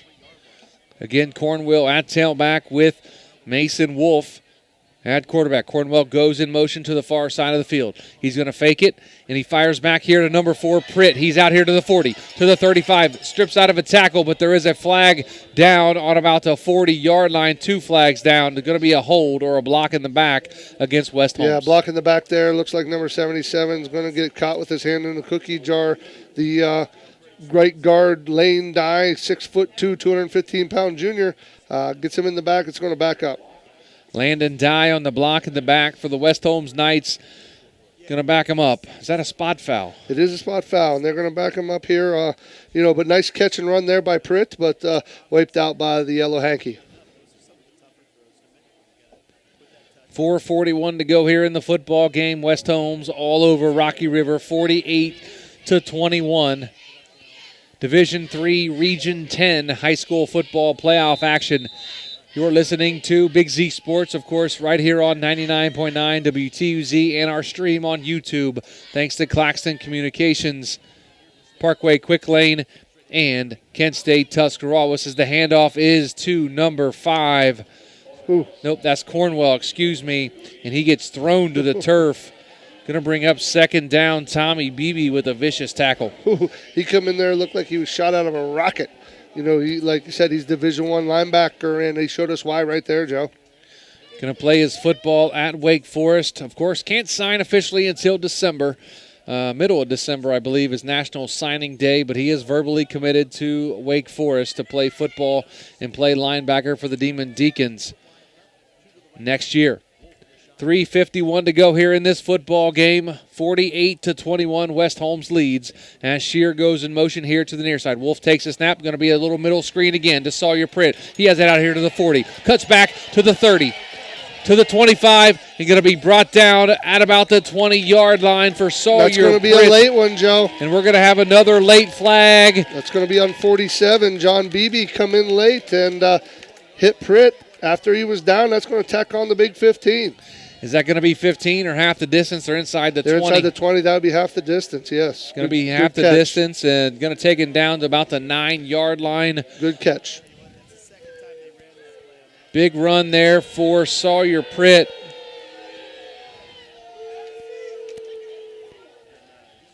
As they threw the little middle screen to the senior receiver, Sawyer Pritt, 5'7", 140. He's a little guy out there, but he can move. Yeah, they run the screen there a little differently. They got action going both ways there, and they hit the screen here to the near side to Pritt and made a nice cut. Used his eyes, almost took it to the house. 3:29 to go here in the football game. West Holmes has it 1st and 10 at the 10-yard line for West Holmes. Shotgun formation, 2 receivers here on the near side and 2 on the far side with Cornwell in the backfield with Mason Wolf, the quarterback. And the handoff is to Cornwell, up to the 5, up to the 3, dragging defenders, and he is going to be stood up right at the 3-yard line. He was down as the ball pops out as he hits the ground here at Cloverleaf High School. And that's going to bring up 2nd down, under 3 minutes to go here in the football game. What a beautiful stadium, beautiful field here, Travis. Oh, yeah, great facilities up here. We saw they're building a new school over the way, but top-notch facilities here. Couldn't ask for a better location. Maybe we'll come back. Yeah, great press box. They do a nice job here. Individual rooms in the press box. It's really nice. Not a wide open press box. Everybody has their own room. Of course, the scorekeeper and the announcers over in the middle of the press box, and everybody else here doing the game in their own little room here at Cloverleaf High School. It's going to be a little pitch out here to the near side. Number 4, Sawyer Pritt takes the pitch, and he gets brought down inside the 10-yard line at about the 8-yard line. Going to bring up 3rd down for the Knights. Number 44, the senior Tommy Beebe on the stop for the Pirates. You got to give them credit, Joe. They're still playing hard, even though it's about 2 minutes to go, and they're down a few scores. They're still playing hard football. They trail by 27 here in the football game. Does Rocky River to the West Holmes Knights, 48-21. 1:49 to go in the football game. West Holmes has it 3rd and 9, or 3rd and goal, I should say, at the 9-yard line. 2 receivers on the far side, 2 on the near side. Running back in the backfield, taking the play clock all the way down to 2 seconds. Wolf takes a snap. It is going to be deflected as he tries to pitch it out to number 5, Brett Shear. That's going to fall incomplete with 1:31 to go here in the football game. That incompletion is going to stop the clock, but they're going to run out Nick Ginsburg here for the field goal, or the West Holmes Knights. Couple things this does, Joe. I know the score is maybe over, but this gives you experience as your extra point field goal team to hit a field goal maybe when you need to down the road. T.C. Malk with his 2nd interception of the football game gets the ball back for the Dover Tornadoes and probably puts that game on ice. So it sounds like the Dover Tornadoes will move on to the regional finals next week. They lead 24-7 late in the 4th quarter. Ginsburg on for the field goal. It's up. It is good for Nick Ginsburg. Add 3 more points to the scoreboard now. The West Holmes Knights 51, Rocky River 21. Ginsburg putting the capper on this one, putting the ice on it, 51-21 with a $1:27 to go, and congratulations to the Knights. You're about to move on to the regional finals. A 26-yard field goal from Nick Ginsburg increases the lead to 30 for the West Holmes Knights. Stay tuned in our DAC Vitamins and Minerals postgame show. We will chat with West Holmes head coach Zach Gardner, and of course have our McInturf Realty Player of the Game. I think that was decided in the first half, but we will officially announce that coming up here after the football game. But we have 1:27 to go here in this game. West Holmes up 51-21. Probably see a little pooch or a squib here, Joe, and get the ball on the ground so there's no big plays. And a low line drive fielded at about the 30-yard line. Lowers his shoulder, does the up man for Rocky River, and he's taken down about the 43-yard line. Looks like John Beebe. Number 10, Braden Spees with the return, and they will take over 1st and 10 at their own 43-yard line with 1:13 to go here in the football game. It is officially a running clock. The score is 30. The difference is 30, 51-21. West Holmes going to get out of here and get on to the regional finals next Friday night at a site to be determined on Sunday afternoon. Last we heard, Padua Franciscan and Holy Name tied at 21 in the 4th quarter. Coming up with 47 seconds to go. I formation for Rocky River. Stan Hewler goes to motion to the far side of the field. And the handoff is to Beebe. And he's going to cut through that line of scrimmage out here to the 45, to the 40, to the 35, to the 30. It's a foot race to the 15, to the 10, to the 5. Touchdown. Tommy Beebe from 57 yards out, cuts into the lead now, 51-27. West Holmes leads Rocky River. Tommy Beebe got the corner, and he came into the year with 161 carries for 1,767 yards and 23 touchdowns. And you see why, Joe. He got the corner, and it was good night, and he capped off his senior year with a touchdown, and that's got to feel good in a losing effort. Yeah, you end your season. That's probably going to be his final run of his career, and a nice one at that. Gets into the end zone from 57 yards out, and puts another score on the board for Rocky River as Mac Masad is on for the extra point. As West Holmes leads 51-27. The snap, the hold, the kick. It is up, and it is good for Mac Masad. And the score now, West Holmes 51 and Rocky River 28 with 28.9 seconds to go in the football game. Head down to the sidelines and chat with Adam Soweski. Adam, Beebe took that handoff, made a couple guys miss, and he was off to the races down the sidelines. Yes, he was, guys. I mean, 4 quarters of play, both sides of the ball. It just shows you what type of athlete Beebe is, and a nice, powerful, fast run to, like you said, to cap off his career. So he came in, like Travis said, with 1,767 yards rushing, 23 touchdowns. I think that's his third touchdown of the night, so it's going to give him 26 on the season. Not sure on his yardage here tonight, but we'll see if we can gather up some final stats after the game goes final here at Cloverleaf High School, as West Holmes is going to move on to the regional finals. They lead 51-28. Division 3, Region 10. They will play the winner of Parma Heights Holy Name and Padua Franciscan. That last we heard, that game was tied at 21 in the fourth quarter. Chardon has knocked off Canfield 27-14 to move on to the regional finals in Division 3, Region 9, and they will take over and take on the Dover Tornadoes, who have knocked off Kenston 24-7. Dover improves to 12-0 on the season. Congratulations to the Tornadoes as they move on to face the defending state champions in the Chardon Hilltoppers. Yeah, and it's going to be a rematch. This will be the third time they've met in the playoffs, and Chardon does what Chardon does, Joe. They run the wing tee. It's not fancy. They do what they do, but they do it extremely well. They're big, they're physical, and they're going to run the football right at you. I believe Chardon and Dover met in the regional finals when you played. Yeah, we played them, and they got the better of us. Coach Mitch Hewitt, who was a fullback on that, they beat us 20-14 up at Kent Dix Stadium. Dover lost to them at home a few years here back, and Dover's defense is stout, and this is the most physical Dover team I've seen. It'll be a great matchup. Mason Wolf takes a snap, takes a knee, and that's going to do it here from Cloverleaf High School. The West Holmes Knights are going to win 51-28 over Rocky River to move on to the Division 3 Region 10 regional finals next Friday night. We're going to take a timeout, come back, and we will get into our DAC Vitamins and Minerals postgame show, chat with West Holmes coach Zach Gardner, and announce our Mac and Turf Realty player of the game. That's coming up after this. Again, final score, West Holmes 51, Rocky River 28. Back after this on Z Country 99.9. Powered by Purpose at Kent State University, Tuscarawas. Kent State Tusk offers over 30. We have over a dozen athletic programs, including basketball and volleyball.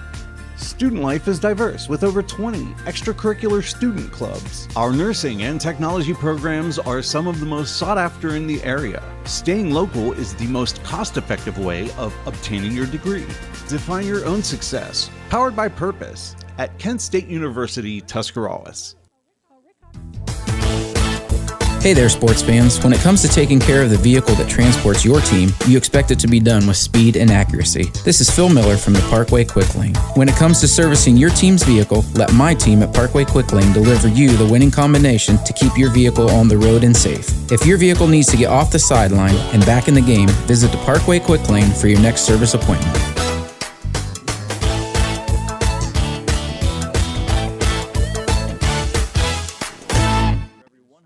Busy schedule? Check out Benson's Heat and Eat section with a variety of entrees and sides for you to choose from. And don't forget, Monday through Friday from 4 to 6, Benson's culinary team prepares hot, made-from-scratch dinners, complete with garden salad and bread and butter. Just call ahead to order. For daily and weekly specials, visit bensonsmc.com. Follow them on Facebook or stop into the market. Benson's Market and Catering, 207 North Worcester Avenue in Dover.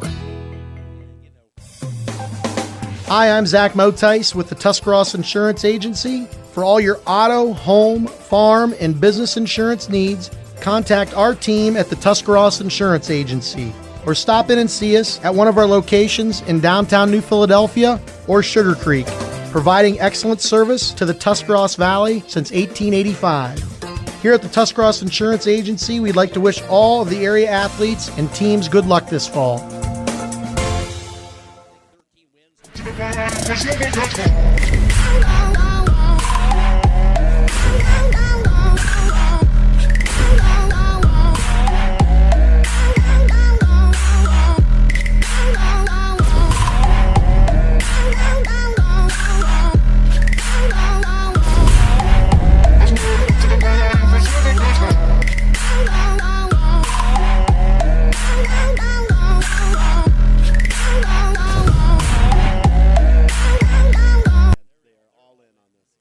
Dr. Nathan Springer is in the business of making smiles, specializing in braces and Invisalign for children and adults. Dr. Springer provides smiles that can be recognized anywhere. Just look at the winning smile on some of the players. Compliments of Dr. Nathan Springer Orthodontics. Hey, that smile of pride on the face of mom and dad might be from Dr. Springer too. Dr. Nathan Springer Orthodontics in the business of making smiles at 107 Ray Avenue Northeast in New Philadelphia. Looking for a new place to grab a meal and relax? Crocker's Bar and Grill is the place to be for great food and fun. Crocker's is more than just ordinary bar food. Open 7 days a week, featuring great lunches starting at only $6 and a great dinner menu for dine-in or carry-out. Be sure to like Crocker's on Facebook for weekly specials, plus catch all the big college and pro games on the flat screens, and weekend deals on pizza and wings. Wear your orange and brown on Sundays for Browns pregame, including food and drink specials. Football season is the best time to stop into Crocker's Bar and Grill in Dover. What a great football game. Yeah, what a great football game. The Knights came in here with their backup quarterback and showed a program win here. And, there were some calls by Coach Gardner that were really gutsy early on, the fake punt, but SWD won the first half. He really did offensively. Defensively had the big interception, almost housed it there before the half. And hats off to the Knights. They're moving on to the regional finals. Congratulations to the West Holmes Knights. Also, congratulations to the Dover Tornadoes. They knock off Kinston 24-7. They will take on the defending state champs, Chardon Hilltoppers, next week at a neutral site. Of course, that site will be announced on Sunday afternoon. Of course, our game tomorrow night, the Garraway Pirates, they will look to move on to the regional finals as well with a win over South Range if they can do it up at Louisville High School tomorrow night. Now we're going to head down to the sidelines, and we are going to welcome in the victorious head coach, Zach Gardner from the West Holmes Knights. Coach, congratulations, man, on a huge, huge win tonight, 51-28. You got to be proud of your football team. Cannot begin to tell you how proud I am of these kids. I'm going to steal a quote from the movie Billy Madison, all right? If successfully dealing with adversity is cool, you consider the West Holmes Knights Miles Davis, because our kids dealt with adversity all week. I'm so proud of the way that our kids responded, came out, made plays tonight. SWD, Sam Williams-Dixon, was a man amongst boys. And will you ever find a better start of a quarterback for his first varsity start in the regional semifinals, going out, balling out like Mason Wolf did for his team tonight? I'm so proud of this entire team, our coaches. I'm so proud of the program we built, and that was a program victory out there tonight. Coach, talk about your junior quarterback you just did. Mason Wolf, way to step up for the junior. Noah Clark injured, unable to play tonight, and he stepped up and performed very, very well in his first career start. Yeah, I'm so proud of our quarterback room from Noah. Noah's like having another coach on the field, but Mason Wolf going out there and delivering some of those throws under pressure, putting the ball right on the money, executing the game plan to perfection. What a special kid, and, look out, man. I don't think we're going to lose a beat here going forward with whatever ends up happening injury-wise and into next year. Mason's going to be a very, very special player for. Get him on your board for next year, boys. You're going to be talking about him a lot next year. Coach Gardner, we're going to jump to the other side of the football. The opening drive for the Pirates, they drove down and scored. But talk about your resiliency. Talk about the coaching staff making adjustments and your opportunistic defense creating turnovers. Talk about the defensive side of the football. Yeah, that's been our MO all year is, we'll bend, but then we make big plays. And when you're in a playoff football game, you have to make big plays. And our defense went out there and forced turnovers. That's been our MO all year. Coach Golick and his staff did a great job of adjusting, playing a phenomenal football player. That running back was a dude, and our kids went out and for the most part contained him all night. I mean, he's going to play at Wake Forest for a reason, so he's going to make plays out there. But just very proud of our coaching staff and our kids defensively going out there. Defense wins championships, and we're going to count on them next week to win us a regional championship. Coach Gardner, we're going to have to talk about the fake punt call from your own end zone. What a gutsy call. I always say you're a little bit of a riverboat gambler. Is that something you saw on film, or is that a call you just had a feeling about? What a call there on 4th down. No, everything. Our coaching staff works hard, and we identified that early in the week. It was one of the first things we saw, and if they gave us that look, we were going to call it, and we knew it was going to be there. And how about Nick Ginsburg going out there with his first career carry, backed up, and yeah, you know what? Yeah, I'll take some credit for that. That was a pretty gutsy call. That was a real gutsy call, but I'm glad it worked out for us, or if not, it would have, the result of it, is what mattered. And if it hadn't worked, I would have looked like an idiot. But, it worked. Coach, obviously, we're going to let you celebrate this win tonight, but I have to ask you, Holy Name, they win tonight 28-21. What do you know about Holy Name? What do you expect from them next week? I know that they were in the regional finals last year, so they're going to have a chip on their shoulder. They lost to Tiffin Columbian last year, so we're going to have our hands full. It's a regional finals game. You don't just luck your way into a regional final game. So they're going to be good. They're going to be tested. I don't really know much about them scheme wise, player wise. We're going to enjoy this one tonight. We're going to wake up tomorrow morning and we're going to get to work on Holy Name and go deliver this school its first regional championship in the history of the school. Coach, really, really proud of you. So thanks for giving us access out here. You run a top-notch program. This is the second time I've seen you. And I'll say this. You played a game, if you remember, you found out on Thursday at noon, and you had to find a different opponent. You won in week 1. I'm impressed at how much you guys improved. Talk about your kids. Talk about your staff and how you improved from week 1. Now we're rolling into the regional finals. Hey, we appreciate you guys coming out here. I don't know why anyone would not want you guys to cover their program. You guys go out and you do stuff the right way, and you do good things for kids. Our kids, and everywhere I've been, whether it's Sandy Valley, Indian Valley, and now here at West Holmes, our kids love Big Z Sports, and what you guys do for them, it's something special in this community. But just so proud of our kids and their fight, and I don't know what to say, man. I'm a little tired out here, guys, but just so excited. Coach, final question. We haven't named our McInturf Realty Player of the Game yet, but we're going to give you a vote to help us be the tiebreaker. Don't do that. Who's your vote for game ball tonight? How about that? No, you're not going to do that to me, boys. That's all you guys.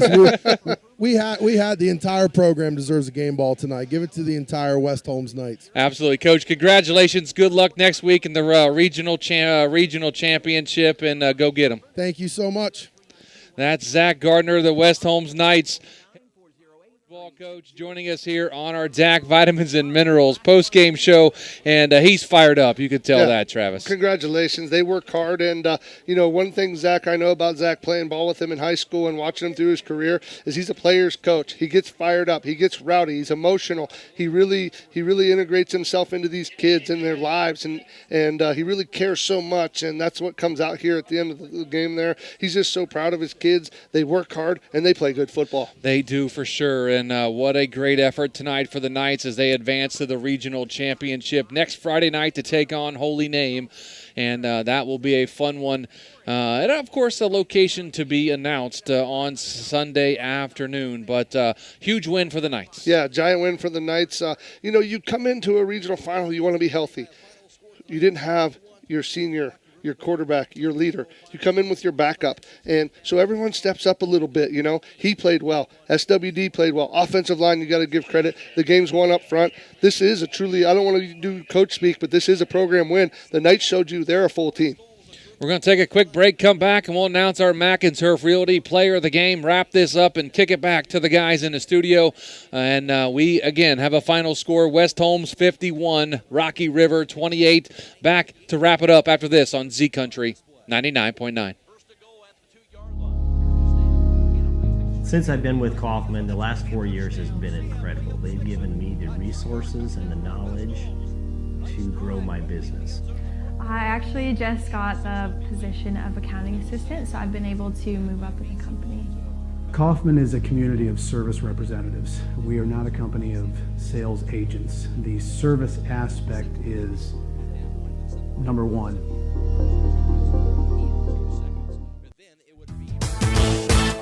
Hey there, sports fans. When it comes to taking care of the vehicle that transports your team, you expect it to be done with speed and accuracy. This is Phil Miller from the Parkway Quick Lane. When it comes to servicing your team's vehicle, let my team at Parkway Quick Lane deliver you the winning combination to keep your vehicle on the road and safe. If your vehicle needs to get off the sideline and back in the game, visit the Parkway Quick Lane for your next service appointment.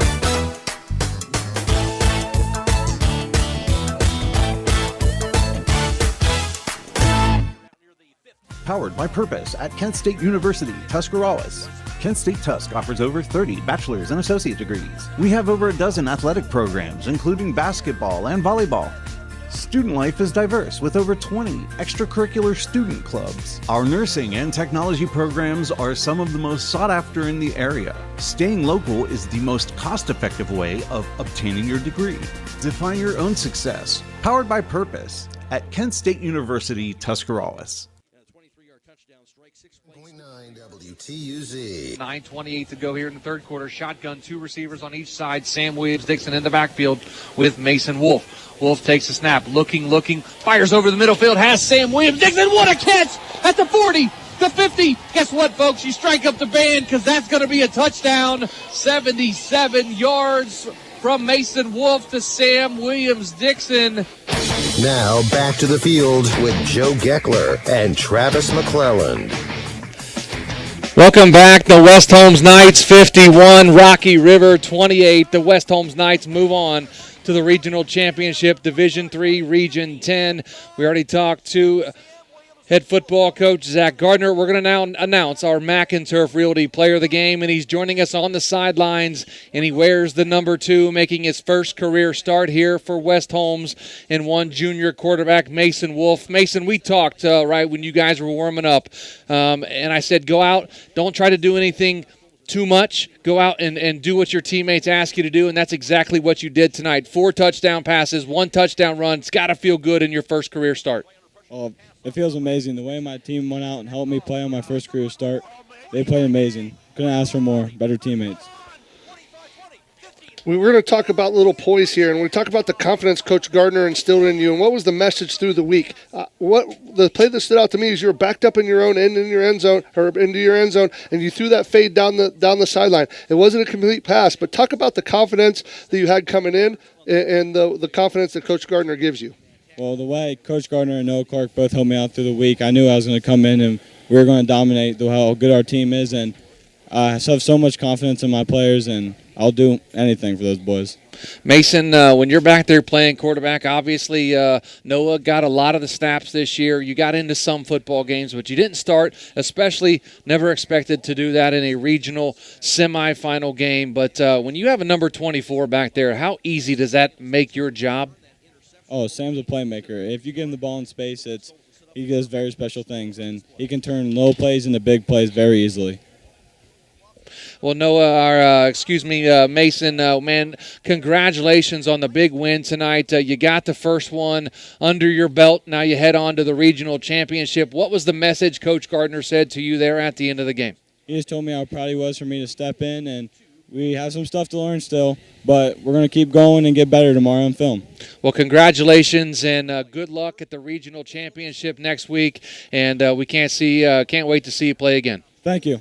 That's Mason Wolf joining us here on our Mac and Turf Realty player of the game, and 4 big touchdown throws tonight and 1 touchdown run. So we're going to take a quick break, come back, wrap it up. You're listening to Big Z Sports right here on Z Country 99.9. Tailgating season is here, so why not do it in style with a new vehicle from Parkway Chrysler Dodge Jeep Ram in Dover. Bring your trade and ask about great financing options on any car, truck, or SUV on the lot. Joel and the Parkway Chrysler Dodge Jeep Ram team will help you shop and find the best deal for you. No hassle and no stress. Fall is the perfect time for a great deal. Your way, the right way. Visit ParkwayChryslerDodgeJeepRam.com and drive forward.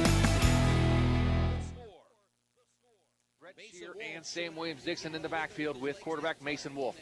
He's going to fake it so to Williams-Dixon, has his receiver floating out to the far side. That's going to be Shear out here to the 15, breaks out of a tackle inside the 10, inside the 5, carrying defenders all the way to the goal line. It's going to be close. He's into the end zone. Touchdown, Brett Shear from 23 yards out. He drug 3 or 4 defenders into the end zone to get that touchdown. You know what I call that, Joe? A weight room run. That's a weight room run out of the 5'10", 210-pound junior. This is the high school playoffs right here on 99.9 Z Country. 51-28. West Holmes knocks off Rocky River to advance to the Division III Region 10 regional finals here at Cloverleaf High School. Joe Geckler, Travis McClellan, and Adam Saweski on the sidelines.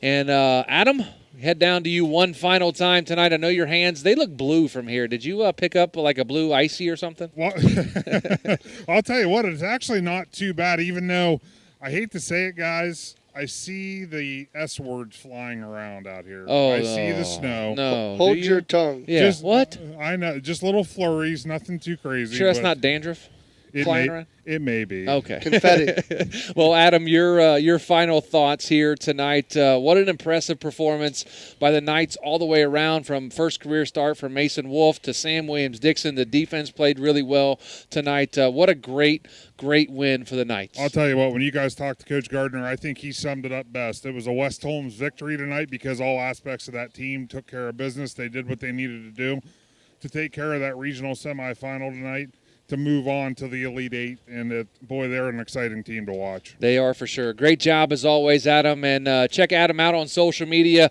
All of his great action that he had on our social media pages tonight as he was pulling double duty, talking to us on the radio, filming special plays and touchdowns and all kinds of fun stuff on our social media page, Facebook, WTUZ, Big Z Sports, at Big_Z Sports on Twitter, of course, on Instagram as well. Adam, great job as always. Thank you, sir. I appreciate it. And Travis McClellan, my guy to the right here of me in the booth. And another one in our hat, another one in under our belt. Another great performance by the West Holmes Knights. Yeah, I really enjoyed this one, and they really did execute on all three facets of the game. You want to talk about special teams. Let's start there. You got the fake punt. You got the onside kick. And then we're going to go offensively. You saw they put up 51. They have multiple kids that can do it offense. Defensively, they gave up that first drive, gave up the touchdown, really clamped them down after that, really made it tough on the Pirates, and ended up with the victory. They did it in all three phases. They look like they're humming going into the regional finals, and the Knights are looking good. They're going to take on Holy Name next week, and they really got them rolling. And you got to remember, you talked about it, the backup quarterback was in. Wolfie, he had a great game, and with number 12 lurking, this is going to be a good football team. They're going to be a tough out. Not even just in the regional finals, but beyond. They're really good. Absolutely. It's going to be fun. Great call as always. Enjoy thanks, it, man. Always enjoy it. Yep. And big thanks to the Claxon Communications crew tonight. Lydia Brady in the booth with us all night. You wouldn't even know she was here. She did such a great job. Never made a peep, and did a great job. John Williams on the sidelines with all the great coverage of the camera work. And of course, our boy Casey Claxon and Emma Merriman as well. The crew from Claxon Communications, folks, we can't say enough about them. I mean, we wouldn't be able to do what we do without them, and Casey does a fantastic job, has a great crew, and big hats off to those guys tonight. Yeah, I get compliments every week on the videography, Joe, and people talk to me about the game, and they know I'm a football guy, and I love it. And they talk about, they say, that looks like the NFL there, and Claxon Communication does top-notch work. They do. But again, final score from Cloverleaf High School, West Holmes 51, Rocky River 28. On to the regional finals next week for the West Holmes Knights. They will take on Holy Name, and Big Z Sports will be there to bring you that action for a regional championship on Friday night. For Adam Saweski and Travis McClellan, I'm Joe Geckler. We'll kick it back to the studio now with Chris Kale and Nick McWilliams for the DAC Vitamins and Minerals postgame show. Good night from Cloverleaf High School.